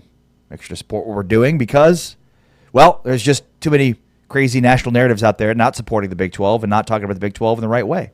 So we provide that right context right here on Big 12 Radio. Thanks for checking us out today and every day here from 7 to 10 a.m. Central, 8 to 11 Eastern Time on Big 12 Radio. All right, speaking of national narratives, so I've started to hear, obviously we talked earlier this week about how many coaches have already been fired, and it's unprecedented. This is really a trend that started in 2021 and has just not given up. And there's going to be more and more, and even more coaches will be fired after the season ends anyways. But there's a national narrative building of like, is Auburn going to fire Hugh Freeze after another disappointing season? Is Florida State going to fire Mike Norvell after another disappointing season, despite what the national narrative is around there's just not many good coaches out there. There's just, you can only one Lane Kiffin to be hired. And it's so, I don't know, it's funny. Like it's weird. Like, how is this any different today than 5 years ago or 4 years ago or 3 years ago? This piece from Brandon Marcello from 24/7 Sports, who I think Brandon's fantastic, and I love reading what he puts out there. He says, Florida and LSU figure to consider the same top-tier coaching candidates according to industry sources. Will that deter schools like Auburn and Florida State from entering the market? For both schools, the question isn't whether the seat is hot, it's whether they can afford to pull the trigger now that another big school like LSU has entered the market within their geographic footprint. From one Big Ten AD, which Marcelo quotes in this article, the demand for high-quality coaches that will provide hope to a fan base is greater than the supply as a result of all of the openings. I would want to know what my next step is before jumping in this pool. The demand for high-quality coaches that will provide hope to a fan base is greater than supply as a result of all of the openings. So basically, like, as an athletic director, I want to hire the most obvious candidate. There's just not that many obvious candidates out there. So instead of, doing my homework and hiring a guy that could be, I don't know, the next Kurt Signetti or Mike Elko, I'm going to keep my coach that's a lame duck head coach because I'd rather go for another cycle, which I can get the biggest fish that everybody wants, even though that fish may not work out. Like Jimbo Fisher and Brian Kelly. Or Lincoln Riley, for that matter. Mm-hmm. Isn't that funny? Like, have we learned anything from history here? Like, 3 years ago, Lincoln Riley and Brian Kelly were unbelievable hires for their programs. Mm-hmm. Well, I think we've learned it in the Big 12 because Joey McGuire wasn't a huge splash hire when he was hired by Texas Tech. In fact, Baylor said no to Joey McGuire. How do they feel about that now? He had been a defensive coordinator, but his head coaching experience was at the high school level. Was Kalani Sitake a big name when BYU hired him? No. Who? Who's that? When you look at Lance Leipold, was at Buffalo when he was hired by Kansas. Kenny Dillingham was an offensive coordinator at Oregon when he was hired by Arizona State. The Big 12 has proven that you can find coaches, have success, and they don't. Chris Kleiman's another example at Kansas State. Nobody knew who Chris Kleiman was. He was the head coach at an FCS program. North Dakota State fans were up in arms. Very much a lukewarm hire at the time. And then they heard him speak, and they heard him at booster events, Catbackers tours, and they thought, hey, I kind of like this guy. And then he won 10 games and won a Big 12 championship. And they still want him out. Went to a Sugar Bowl. Look, I have had so many coaches bring this topic up and tell me that there are elite coaches all over the country at every different level. So many Group of Five and even some Big 12 coaches have said there are a ton of high-level quality coaches at all levels. The only thing that separates them are the resources. That's the difference. So this idea that there aren't quality coaches out there blows my mind. To your point, athletic directors or the Louisiana State governor just don't want to deep dive and find those guys. Okay? The financial muscle, the expectation level, the ability to capture top candidates early in this race makes no sense to me. Well, and like it used to be that there was a clear line and hierarchy in which if you were hiring a coach, you knew, okay, this coach is going to be willing to make more money, have more resources, and make the jump. Like a Matt Campbell, like a Kenny Dillingham, and this list goes on and on and on, right? But that's not the case anymore, right? Because Kenny Dillingham, obviously putting the Arizona State thing aside for a moment, like he knows he has the resources and ability to recruit at any level at the same as Arizona State. Same with Matt Campbell, right? I mean, he could certainly have more resources in other schools, but he loves the spot he's churned out at Iowa State. I think there's this old line of thinking of like, well, these coaches aren't leaving anymore, so what do I do? How do I hire a known commodity that's going to get the fan base riled up instead of thinking of it like, how do I hire the right coach that's going to get the fan base riled up because they're winning a bunch of football games? And like in the Big 12 in particular, I think there's 3 names that would be fine coaches. And we've talked about them ad nauseum. Like if I'm Oklahoma State or potentially Baylor, who I think by the end of the season will be looking for a new head coach, I've got 3 names on my list. Those 2 schools can hire any one of those 3 coaches and I think be very successful. And that would be Eric Morris at North Texas. That would be Colin Klein, the offensive coordinator at Texas A&M. And that would be G.J. Kinney at Texas State. Mm-hmm. Any one of those 3. 3 guys that are not being mentioned for any of these other jobs that would also be great hires for any of those jobs. But that's because you'd have to look deeper. And again, you're not going to win the press conference, but who cares? Right. Who cares? The fans don't pay the bills. They do to a degree, but not in the way of like the immediacy of they've hired somebody and you know what? They're like, you win games, you compete for conference championships and national championships, fans will show up and support your program. They may not be super excited and enthused because you've hired Eric Morris, but whatever, they will eventually. The idea that like you have to win the press conference to me is so absurd. You listen to the fans, sooner or later you end up sitting with them. Totally agree. I would hire Eric Morris today. He is a quarterback guru. He mentored Patrick Mahomes, Baker Mayfield, Davis Webb, John Mateer, Cam Ward. He was with Cam Ward at 2 different stops. Look at the quarterback this year that they have. The quarterback that North Texas has this year started his first football game, not college football game this season since 9th grade. He was the backup quarterback on his high school team, and Eric Morris has turned him into a dark horse Heisman candidate. They're 7-1, off to their best start in 4 decades. Yeah, and even if he's not a Heisman candidate, he's putting up ridiculous numbers. Ridiculous numbers as a redshirt freshman who will probably transfer to wherever Eric Morris ends up. And North Texas and Eric Morris as a coach comes from the Mike Leach coaching tree pipeline. He's an outstanding recruiter. His offenses everywhere he's been have been top 5 in the country. The only issue has been his defense. Well, North Texas finally gave him a pile of money, and he went out and he hired a high-level defensive coordinator. They've completely turned around their defense this year, and they're 7-1. He's an outstanding football coach. Casey Keeler at Temple won a national championship at Delaware, then won a national championship at Sam Houston. He's the only coach ever in the FCS to take 2 schools to national championship games. Now he's at Temple in his first year. They're 5-4, but they haven't won 5 games in 7 years. And there's still a long way to go. So, again, this narrative, and it's not just Brandon Marcello, it's a lot of people that are trumpeting this narrative nationally that there's just not enough good coaches to hire, so why would you fire your coach right now and wait for a different cycle when it's not as crowded? And again, a lot of times narratives catch fire and like they start rolling downhill and just people pick it up because it's like, well, that makes sense to me. I haven't done any more research than that, so I'll just buy it at face. Take the LSU, what's happening at LSU right now is a great example. Like, just imagine for a second, just forget it's LSU. Just imagine for a second that you wake up and you hear that a coach got fired in the middle of a season after winning more than 70% of their games. Okay? 34-14. They are going, that whatever, school, front office has to then pay that coach $54 million not to coach. And then finally, the governor of the state that the coach used to coach in announced publicly that the man in charge of hiring coaches for that school will not be, in fact, hiring the next coach, but instead that the governor of the state, who has an association of the school, but not much more than, and is not employed in order to oversee that school, will instead be a huge part of that process. Because that's what's happening right now at LSU.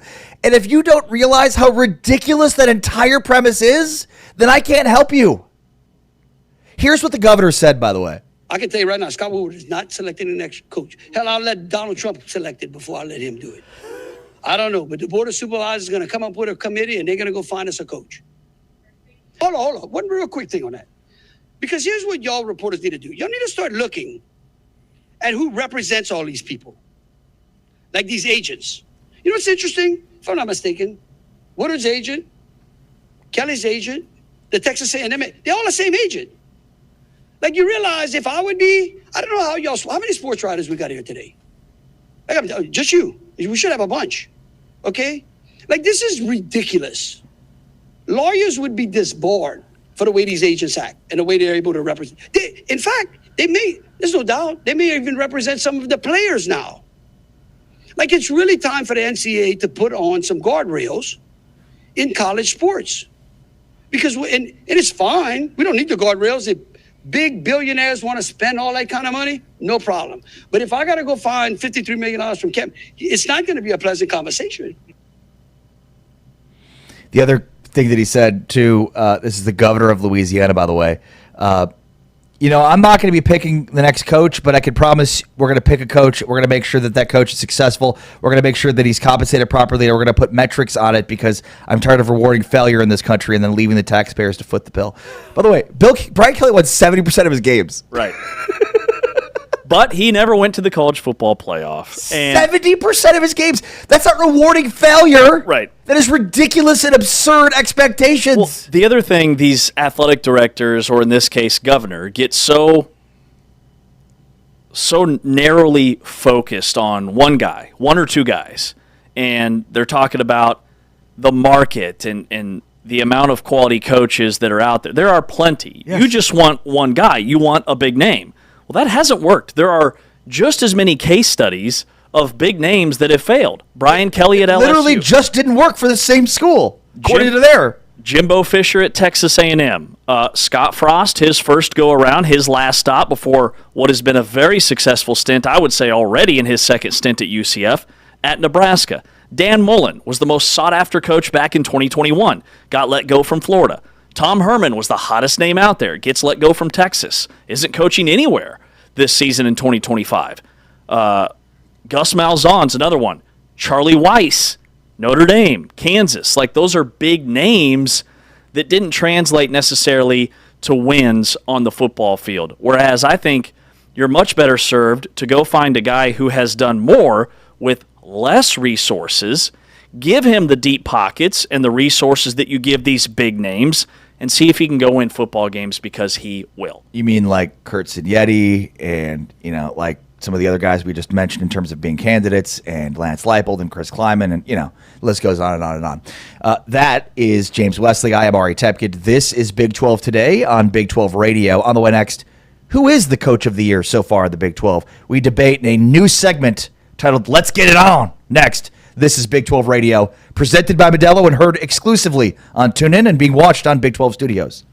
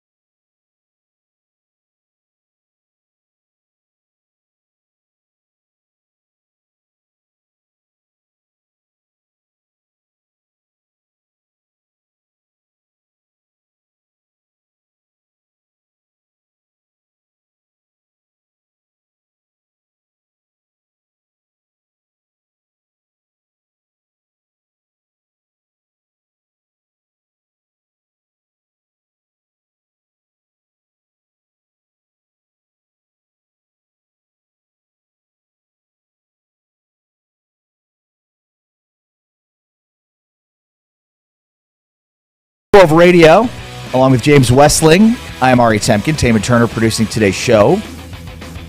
Great to have you with us today and every day in your home for the Big 12 Conference. Tune in, as well as Big 12 Studios, where you can catch us on Tubi, Roku, Amazon Prime Video, DirecTV Stream, YouTube. Find us wherever you can, Big12Studios.com. All right. This is a new segment we're debuting. It's called Let's Get It On! And it's a debate segment. So, Taman Turner, our producer, what do you have for us today? Guys, I have a question that's just been going in my mind. I know the season isn't over yet, but if it were to end today, who would be the coach of the year in the Big 12? And before you guys start, let's actually hear from the late, great Mills Lane. Let's get it on! All right, guys, go ahead. Who you got? James, coach of the year. I didn't know if we were going that version or the Marvin Gaye version. Let's get it on. I like this one better. Or the celebrity deathmatch version. What a throwback celebrity death match. Yes, sir. Featuring the late, great Mills Lane. I bet AI could Let's get it on! a celebrity death match of me against you. Make it happen, James. I'm going to make it happen. I mean, I've brought the AI songs. My one I'll dream. bring the celebrity death match. My one dream is to see myself in claymation. Gonna add it to my Google Calendar. New task. Make Clay Ari. All right. You hear the music. It only means one thing. It's time to debate. My Big 12 Coach of the Year right now. I think it's a no-brainer. It's Willie Fritz at Houston. Year 2 of the Willie Fritz era. Seems kind of absurd to say it's only one answer here. Right. There's so many potential options here. Like, it's so obvious who the coach of the year of the Big 12 is. Again, pretty clear. If All it right. ended today. Who expected Cincinnati to be 7-1? I mean, who didn't expect Cincinnati to be 7-1 or BYU to be 8-0? Or I may have considered some other guys. Okay. But I look at a couple of things, and I'll share just one nugget before I get yours because I've got several. But I look at the fact that they are having this success with new coordinators on both sides of the ball. Austin Armstrong, defensive coordinator, Slade Nagel, offensive coordinator. They lose their defensive architect, Sheil Wood, to Texas Tech, who is a phenomenal X's and O's guy on that side of the ball. He'd be a great head coach somewhere, by the way. Despite that turnover, Houston has had a massive uptick. The defense hasn't skipped a beat. They're still top 25 in total defense. They're allowing less than 20 points per game, which is an even better mark than last year when they held their hat on defense. And last week, through week 7 of the college football season, Pro Football Focus grades out that Houston defense top 11 in the country.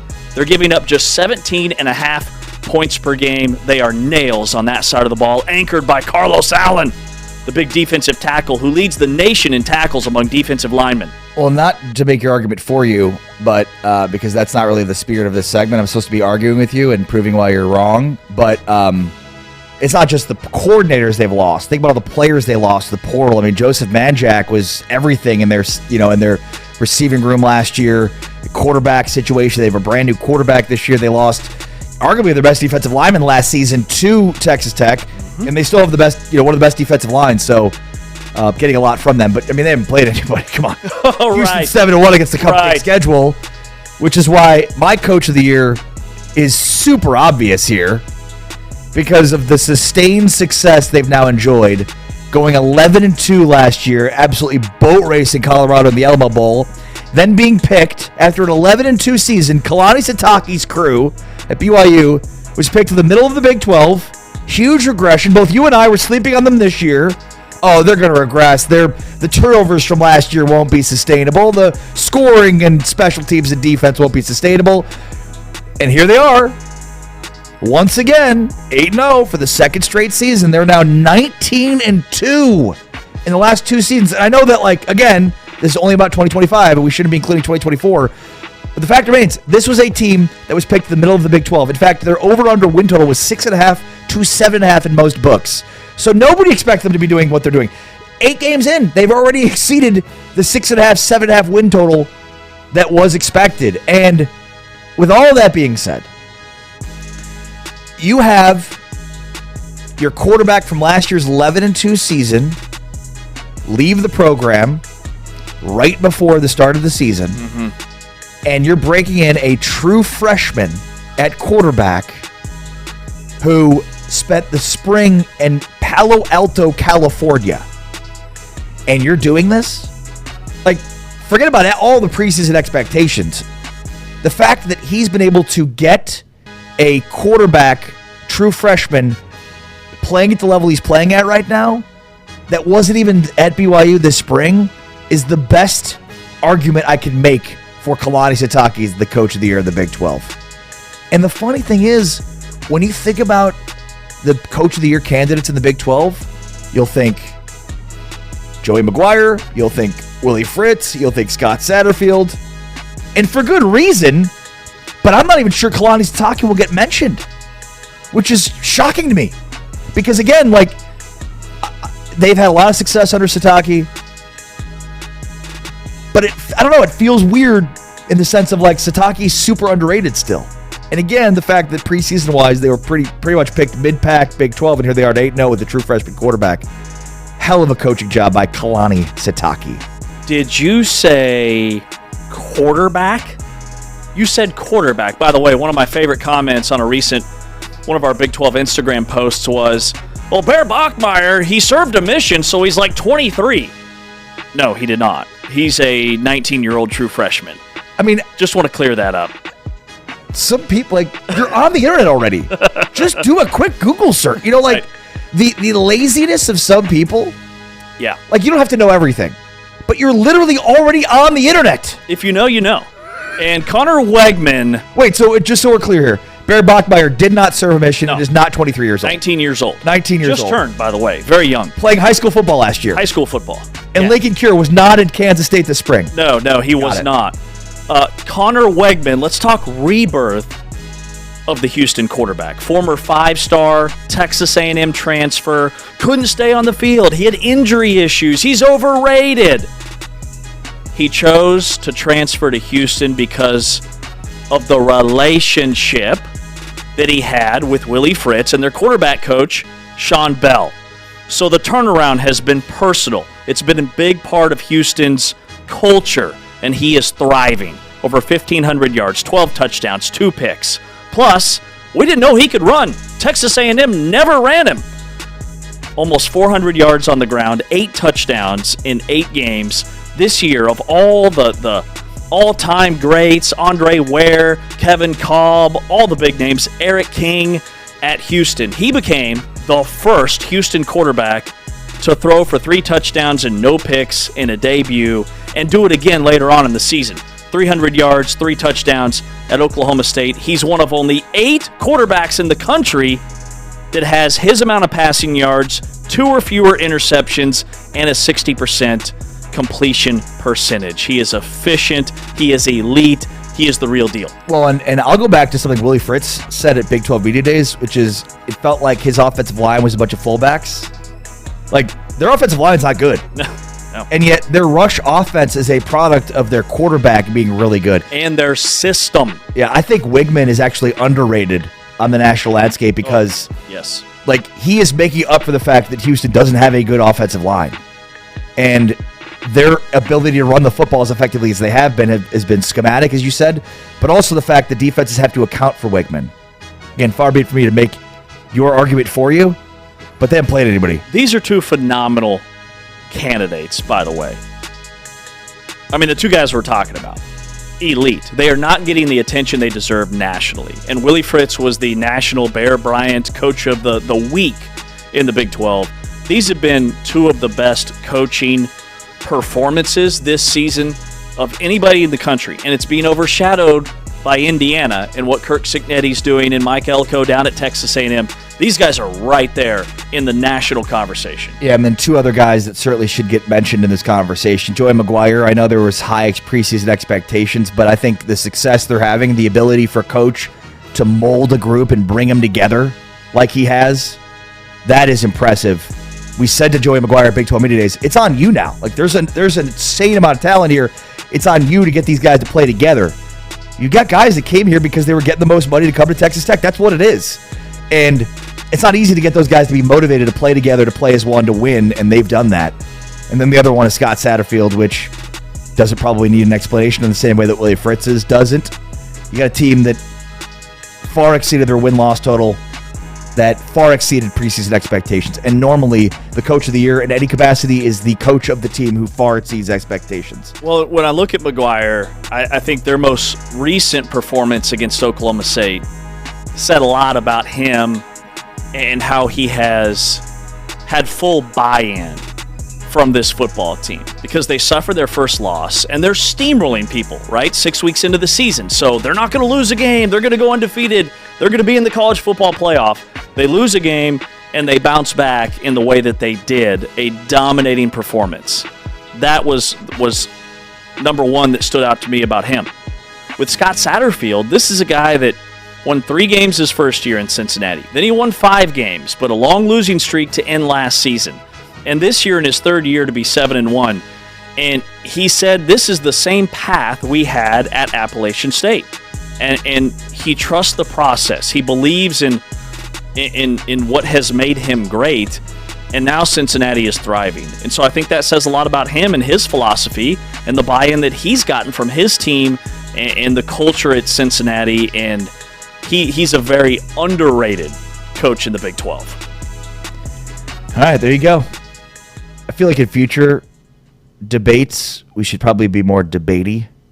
You know, this is very open-ended. But like, if we've got Mills Lane telling us to let's get it on, and then a bell rings, like we should really be getting at it. I think next time I'm going to punch you in the face, and so we'll see where it goes from there. Yeah, but that would be my approach moving forward. Next time, I will metaphorically punch you in the face. There it is. Let's get it on! Yeah, there you go. Mills would be very proud of us. No, he wouldn't. Not after this cat fight we just had. What do you say about Willie Fritz and Kalani Sitake? What can you say negative about either of those guys? Or like, that makes one. No, Willie Fritz is not the coach of the year. Are you kidding? Right.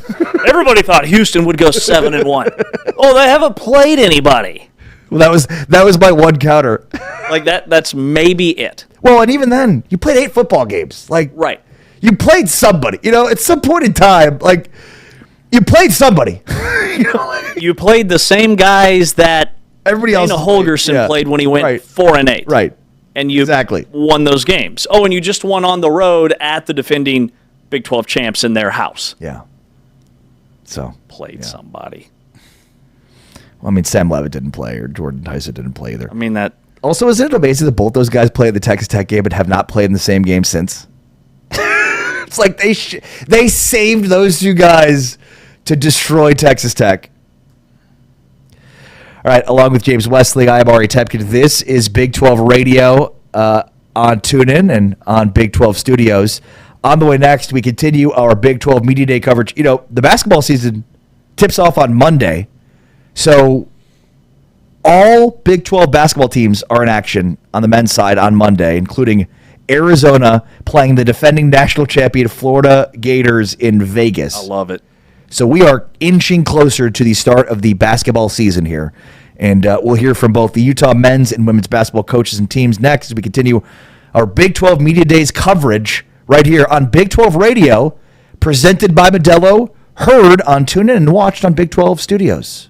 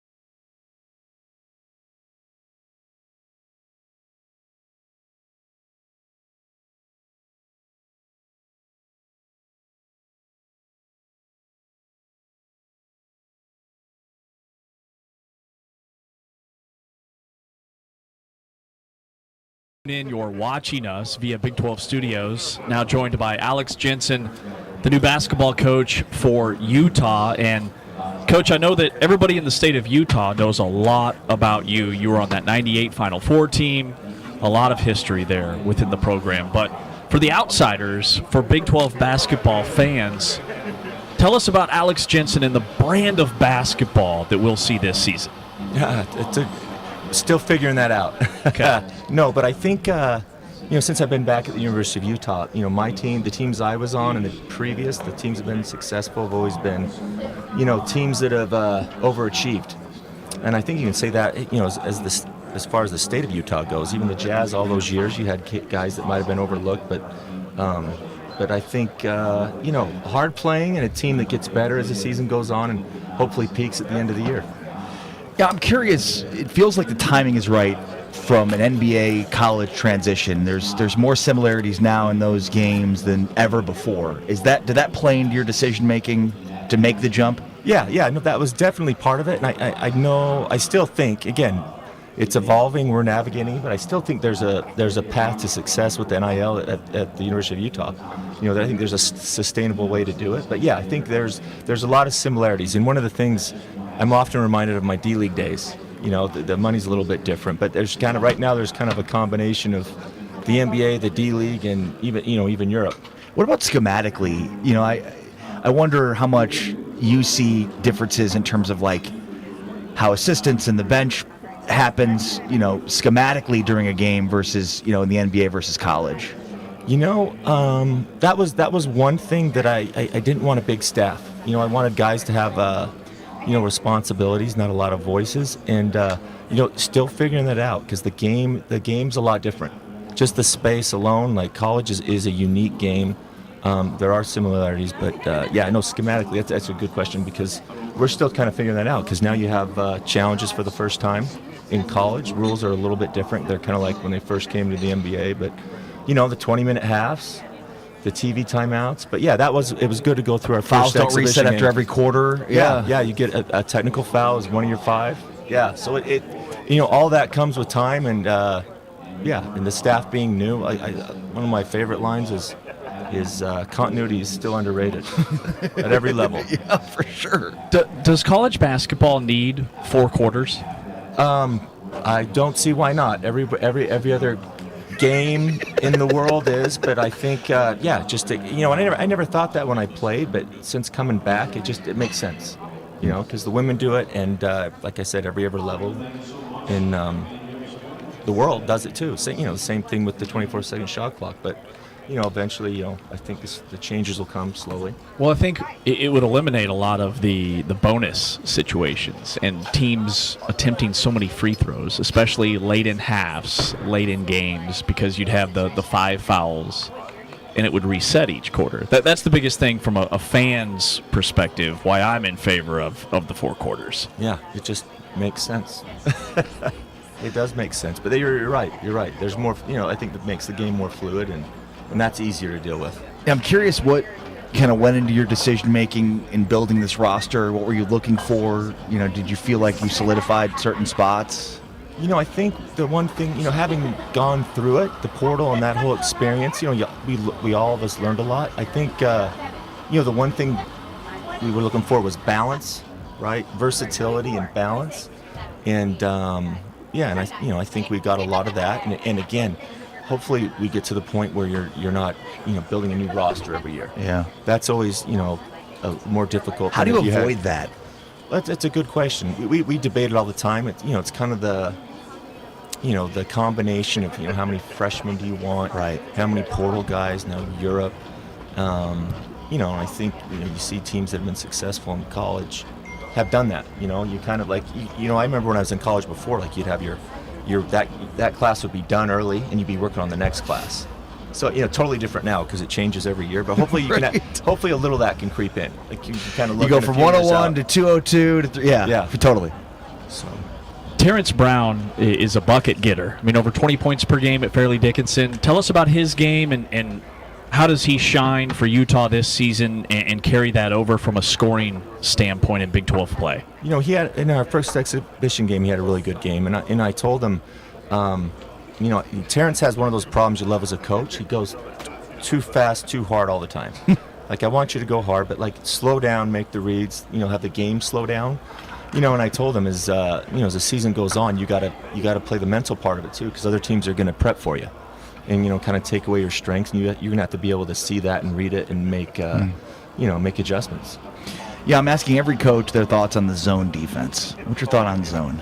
Zone, you know what? Right now, whether you're zone or man, there's very little space in college basketball. So, yeah. No, zone defense. I think the best part about a zone is if it slows you down, right? If you have to stop and call a play, and it can change the momentum of the game. And my view is it's hard to be good at a lot of things. You go back to the John Chaney zones in Temple, and obviously Syracuse, like that's what they did. Yeah, and they were good at it. So we've discussed that, but we're just trying to be good at one thing, then two things, and we'll get there. Walk before you can run. So tell us about your team, because this offseason everybody puts together these big portal announcements and social media posts, and you guys were quietly assembling a very solid roster. So who are we talked about Terrence Brown, but as far as you can tell, what are going to be the strengths of this team?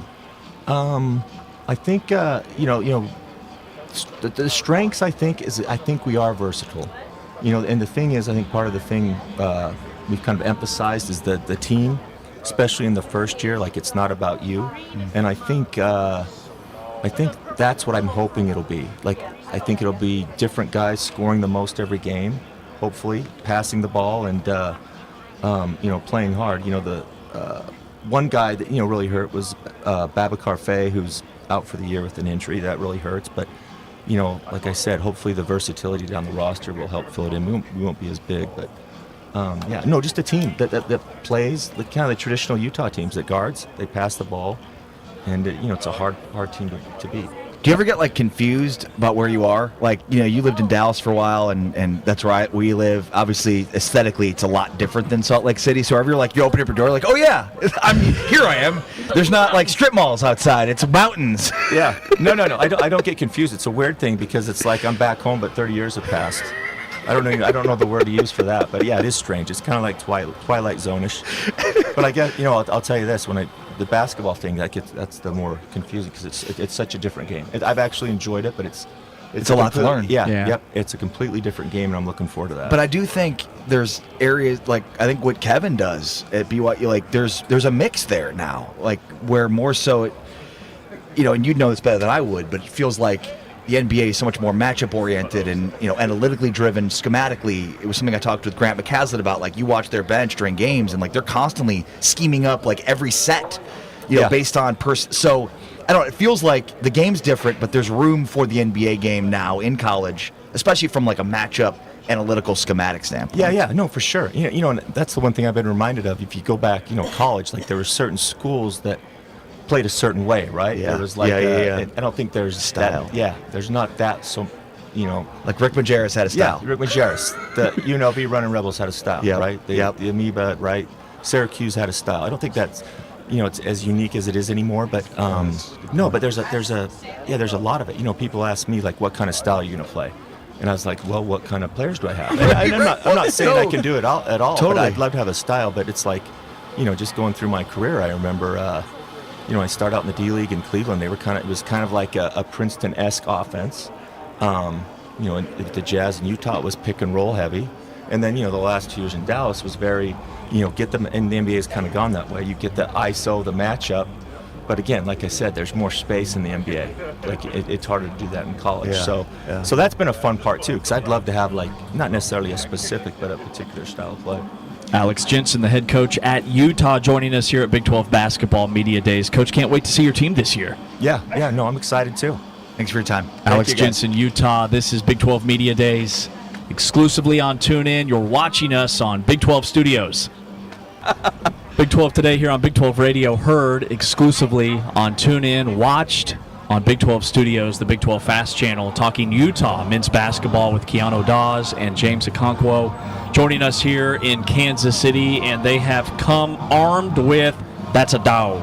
You've got a couple puppies in your laps. Who are the Phillip, and who do you have over here? Sebastian. Sebastian. What? I mean, the puppies have been a huge hit, but when that dog is in your lap, there has to be like a calming presence. It's like a therapy dog in a lot of ways. Absolutely. Feel grounded, feel relaxed. I would be a little concerned it would pee on me, though. They are puppies, after all. Yeah, that's why I'm kind of holding it at arm's length. Like, you guys are dressed to the nines. You've got your uniforms on. You don't want that dog to have an accident. Not at all. Okay. Not Sebastian. He's my coach. How's the offseason going? How do you feel about your new coach, Alex Jensen? Feel pretty good. We got to get you up here to this mic. Oh, my bad. There we go. Yeah, I feel pretty good about it. He's a really down to earth guy. He's a great guy on and off the court. He's really delved into the details. He wants us to get better every day. It's not easy getting better, and we know that. But yeah, we've got a great staff. He's assembled a great team, great recruiting, and I think we're going to make some really big steps, and we've made some really big steps since the beginning of the offseason, and the sky's the limit for the team. So. No, I like him too. I was able to develop a relationship with him a little bit towards the end of the year and of last year, end of the year last year, just to be able to see that the vision he talked about is, coming to fruition is pretty cool. James, where are you from? I feel like I'm interviewing Jude Law.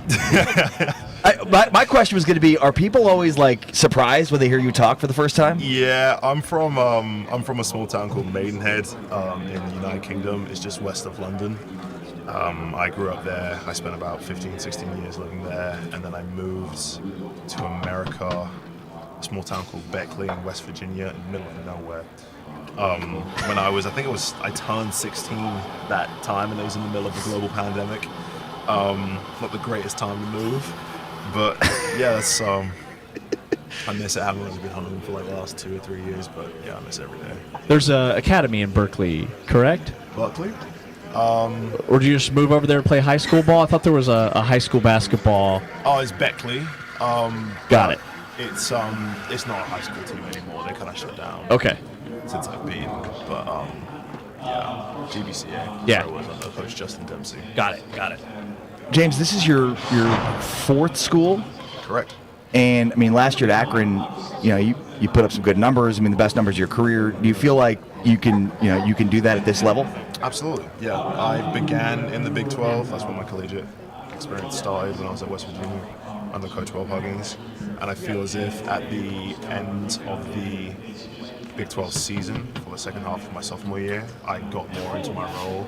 And especially last year, Coach Gross gave me a lot more leeway and a lot more confidence in my game. And yeah, just helped me to grow from there. Keanu, you're a returner on this team with the new coaching staff, and your game really started to shine the back half of last season. So what have you worked on this offseason, and what's the next chapter for your game? I think the next chapter is just putting everything together consistently. Like you said, towards the end of the year, I was able to kind of showcase what I can do more. But now it's just being able to showcase that throughout the whole season, hopefully to late March. And just, obviously I've added shooting. I've always had shooting, but now just shooting with more confidence. The staff trusts me, and that means a lot to me. So really just putting everything together and doing it for as long as I can. Talking Utah basketball here at Big 12 Media Days. Last one. Last year, Utah was kind of on the bubble and in the NCAA tournament conversation for a good chunk of the year. As a player, like does that mess with you guys mentally? Is there added pressure there, or is it just you're able to block out that outside noise? I really don't think there's pressure within that. I think, there's always outside noise, but the only thing that really matters is what we talk about within the locker room, within wherever our meeting space is. So, outside noise really doesn't mean too much to us. We know what we can do. We know what we want to do. We're trying to stay focused on that, not necessarily what other people see us doing. Yeah, I love it. Utah basketball players Keanu Dawes and James Okonkwo here at Big 12 Media Days. Thanks for your time, guys. Thank you. Talking Utah hoops here on Big 12 Studios and Big 12 Today on Big 12 Radio, heard exclusively on TuneIn.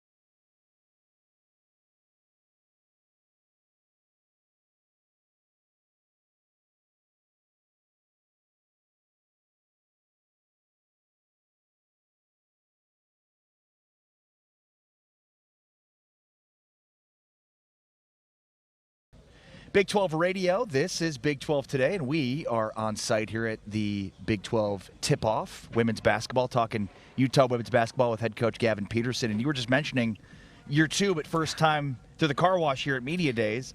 So what was that like last year, taking over in the capacity you did? 4 games in, a little bit of a whirlwind, but looking back and reflecting, probably a blessing in disguise, because all we had to do was focus on our players who were playing next, try to keep everything going as smooth as possible with the continuity, just having our seniors and our underclassmen comfortable with me taking over, and I think we did the best that we possibly could last year. Yeah, so how quickly did that come together with Lynn leaving so early in the season, and when did you know, and before the season, like a year ago now, were you ever thinking 4 games in, I'll probably take over as the head coach? Yeah, no, that wasn't on the bingo cards at all. Short story, I found out Saturday, talked with administration Sunday, we had a game Monday, told the team Tuesday. Wednesday's my first practice, then I'm on a jet to go re-recruit our top 15 recruiting class. Wow. So it was a busy week, press conference Friday, first game Friday. Wow. So a whirlwind of a season last year. How much of a difference is it this year, having things under your belt and understanding what to expect now? Yeah, I think it's been a great runway so we can take off into the season, not just with our players, but with our coaching staff as well. There was a point where we were a coach down for about 2 weeks, and then we were able to fill that role, and then we were short at the end of the year another coach. So it was a great time we spent as a staff, and then during summer access, spending with our players. So I think it's going to give us a good runway to be able to take off this year for sure. Coach, how in the world, with all that said, did you go 13-5 in this Big 12 conference? I relied heavily on the veteran leadership that we had in our program, and those players that graduated last season, they've left their legacy at the University of Utah. That can never be taken away from them. And now our charge is really to reload and let's get the next group of players ready to leave their legacy at Utah. Coach, you're from Hawaii? Born and raised. Are you Hawaiian? I'm not Hawaiian, but I say I am because... you're from there? Yes. Born from the Aina, the land from there, not flown there. And but I am a hodgepodge of a lot of ethnicities. And we think of Hawaii certainly from a football talent standpoint. How, what's basketball in Hawaii like? And what kind of talent is there? I think just overall the culture, it's a fighting spirit. Very much you fight for your respect. You're competitive. And I think everybody gets to see that on the football field. Same thing in basketball. We might not have the numbers at the collegiate level, but the passion, the fight, the wanting to compete, it's always there. I got into the basketball side of things because my dad was a basketball official for over 20 years. So I saw that he was getting yelled at a lot, and I'm like, I think I want to do the yelling. I want to do the yelling. So made that decision real quick. What are some of the biggest differences, because you've been on this staff for a really long time, between what you saw in the Pac-12 and the Big 12? I think the physicality is something that we might have been preparing for, but you never really fully grasp it until you're in it. And so I think the physicality, day in, day night, the relentlessness of each program trying to just do what they do on the defensive end and get you out of rhythm. That was something that we had to adjust to. And then the coaching is also very, very good from top to bottom. It's a great competitive league. We are thankful to be in it, and we're looking to take what we learned last year, apply it this year, and go to work. Coach, you're talking about last year, that senior class, and they lead you to a 22-9 record, another NCAA appearance. This year, who do you envision stepping up and taking on more of that leadership role now that you've lost some of those players? Yeah, I think the two people we brought here, Maddie Wilkie and Lonnie White, both of them, it will be year 3 in our program, so they know me, they know our style, they know our system. Maddie transferred from Wisconsin, and this will be her 3rd year with us. Lonnie was recruited by us, started with us, left for a sabbatical, as we say, and then she came back to us. So we are so thrilled that we have both of them to rely on, their experience, their starter minutes, and them just being reliable for our young underclassmen. They're going to have a great season, I know it. What's your bracelet say? Number one fans. My daughters gave it to me when I took over as the head coach, and I kind of wear it whenever I'm away. That's awesome. Yeah. My daughter made me this one. Oh, there we There go. we go, see? Friendship bracelets right there. That's Great. Right here. Great. I don't have any daughters. This sucks. I'm sorry. Mine's not. Two mine- sons. I sons. can't get them to make me one of those. No, Brea's 13 and Brooklyn's 11. Okay. Future basketball players. I don't know. They like lacrosse, so and that's the one sport I never played. So I just You can't even coach. You have to just cheer I and cheer. support. It's Yep. You know, there's a awesome. little basketball to lacrosse. Like they do There some pick is. and rolls. Yes. It's really interesting. Our lacrosse head coach Drew came up and told me the same thing. He Yep. said he comes to our games, and him and his staff, they'll watch some of the movement we do on offense. Court and spacing, all of that Absolutely. stuff carries over. So now I see it. Now as I watch, I'm like, oh, yeah, okay, maybe I'm going to be speaking up pretty soon. I don't know. There we go. All right, Coach. If it's not us for this next question, who is your dream podcast guest or interview partner? Well, yeah, you guys, I obviously. mean, I mean, obviously it's us. Yeah. well, yes, absolutely. That's the right answer. Yes. So, But if you hit could me sit up down and with any let's do more of any these. celebrity, any actor, any professional athlete that you Yeah. idolized growing up, you know who would it be? Well, right now I'm on my big Luke Combs kick. Luke Combs, get me backstage, buddy. Oh yeah. He performed 2 years ago at Rice Eccles Stadium. Me and the family went both nights, and we just purchased tickets for May concert at Lambeau Field. Wow. So Sweet. I've never been to Lambeau Field. I probably will never get to go to a Green Bay Packer game. So I'm like, well, two birds, one stone. Let's go. So Luke Combs, Hey, I was at that Hit me up. concert in Utah 2 years ago. epic. I know, it love was great. It It's was like, great. how can somebody sound that good 2 nights in a row? And it's like he's singing, he's giving it his all. I have And a little utmost bit respect different for him. songs too. Yes. Yeah. Loved it. I'm with you. I'm a Okay. big Luke Combs fan. That's awesome. Gavin Peterson, head women's basketball coach at Utah. Thanks for your time. Good luck this year, Coach. Thank you guys. We're visiting here with Gavin Peterson talking Utah women's basketball from the basketball tip-off, Big 12 presented by New Era here at the T-Mobile Center in Kansas City. Basketball here with Lonnie White and Maddie Wilkie from Utah Utes women's basketball. What's going on, guys? How are you? Good. How are you? Good. Along with Austin Ivan, I'm Ari Temkin. We are here at Big 12 Media Days. All right, so what's your off-season been like? What have you been working on? Kind of give us your sense of the start of the season, both of you. In the off season, I was just working a lot of my skill set, just kind of cleaning everything up. And then when everyone came to campus, being the oldest on the team and a senior, just kind of making sure everyone's on the same page and just really working on our chemistry on and off the court as well. Yeah, the off season was good. Really focusing on my game, my shooting, kind of my versatility, trying to get back under my feet. This summer was really good for us. I mean, as a whole, we were kind of just trying to find that connectivity, that chemistry, and just getting to know each other one-on-one. I mean, obviously good chemistry on and off the floor will always help any team, so that's what we've really been focusing on. Lonnie, Coach was talking about how you had an interesting basketball journey. Kind of take us through that of your past few years for you. Yeah, so if some may or may not know, but I started my first 2 years here at the U.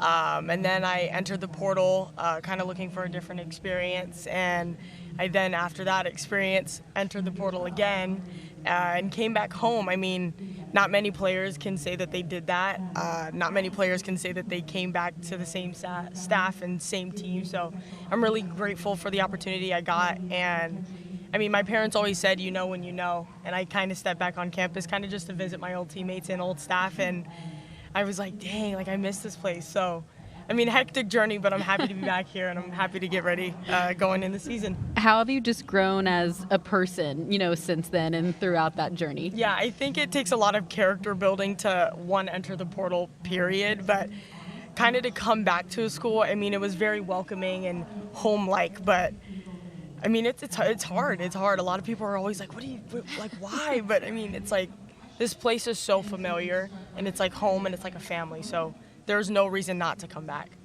What's the difference with Gavin Peterson now having taken over in that capacity? I mean, obviously, you mentioned the staff and familiarity with there, and for both of you, you've been around both of those coaches. So what's the difference here now? I don't honestly think there was a difference. There was no pick up, no drop off. We just kind of picked up and kept the train pushing. Gavin, we have standards, we have an expectation, and I mean, when reality hits, but there's no reason for drop-off when the mission is always the same. Yeah, I didn't really see a drop-off. Obviously, I was here last year when all that stuff went down, but it was really, I mean, I was so glad that Gavin got the job. I don't think there's anyone more deserving than him. Just being with Coach Rob for so long, and then just his background and his personality and his character, I think really exemplifies our culture as a whole. So I don't think there was a drop-off. I think he's a great fit for our program. You guys are mentioning that the mission is the same. Last year you go 13-5 in Big 12. What's the goal for this year? I think just to compete every game and play our best basketball. We don't really focus on the outcome of the game. It's just, are we getting better? Are we playing as hard as we can? Are we playing team basketball? That's our mission every game. Right, and there's no nights off in this conference, I've learned. I mean, this is my first year, but like I said, the mission is always the same. It's to get a good outcome, but also always play Utah basketball, focus on ourselves, and get better every game, like Maddie said.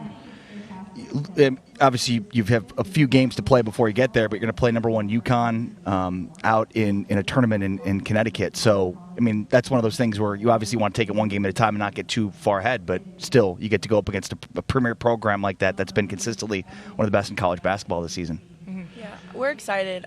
Me personally, there's a lot of girls from Wisconsin that I grew up playing against, and I think I'm excited just to see them. And then obviously UConn's a premier program and always have been, so I think just the excitement when you love basketball, you love those games, you look forward to those games, and I think it'll be a great test to us in our program just to see where we're at, because the Big 12 is very deep. There's no days off in the conference, so it'll be a great test for us, and will prepare us a lot for the Big 12.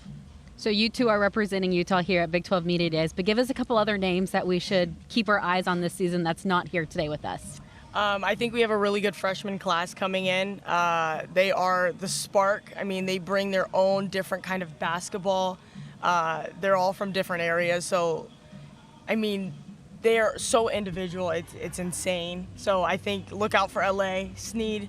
Look out for Avery, all of them, honestly. Evelina, she brings European basketball. So, yeah, look forward to them. Yeah, and we also have a redshirt junior post. Her name's Kyra Evans. She was out last year. She's a transfer from Michigan. She's really good. I'm so excited to be able to play with her this year. So I'm just looking forward to see what she's able to do for us. And, yeah, she's great. So I'm excited. We'll ask you the same question we asked your coach, this random question to get to know you a little bit, which is if you could host either interview or host a podcast with somebody famous, basketball, sports, otherwise, who would it be? Kobe Bryant, always. Kobe Bryant would be nice. I don't know. Kobe's a great answer. Yeah, that's a great answer. Yeah. You're from Southern California, so yeah. Lakers always. I would probably want to interview Maya Moore, just because she was my favorite player growing up. I'm from Wisconsin, so the Lynx are my favorite team. And then she's just been able to do great things off the court as well, just kind of carrying her legacy. So I would just love to get to know her a lot more. And awesome. Yeah. Great answer, guys. Thanks for your time. Good luck this year. Thank you. Good luck. Take care.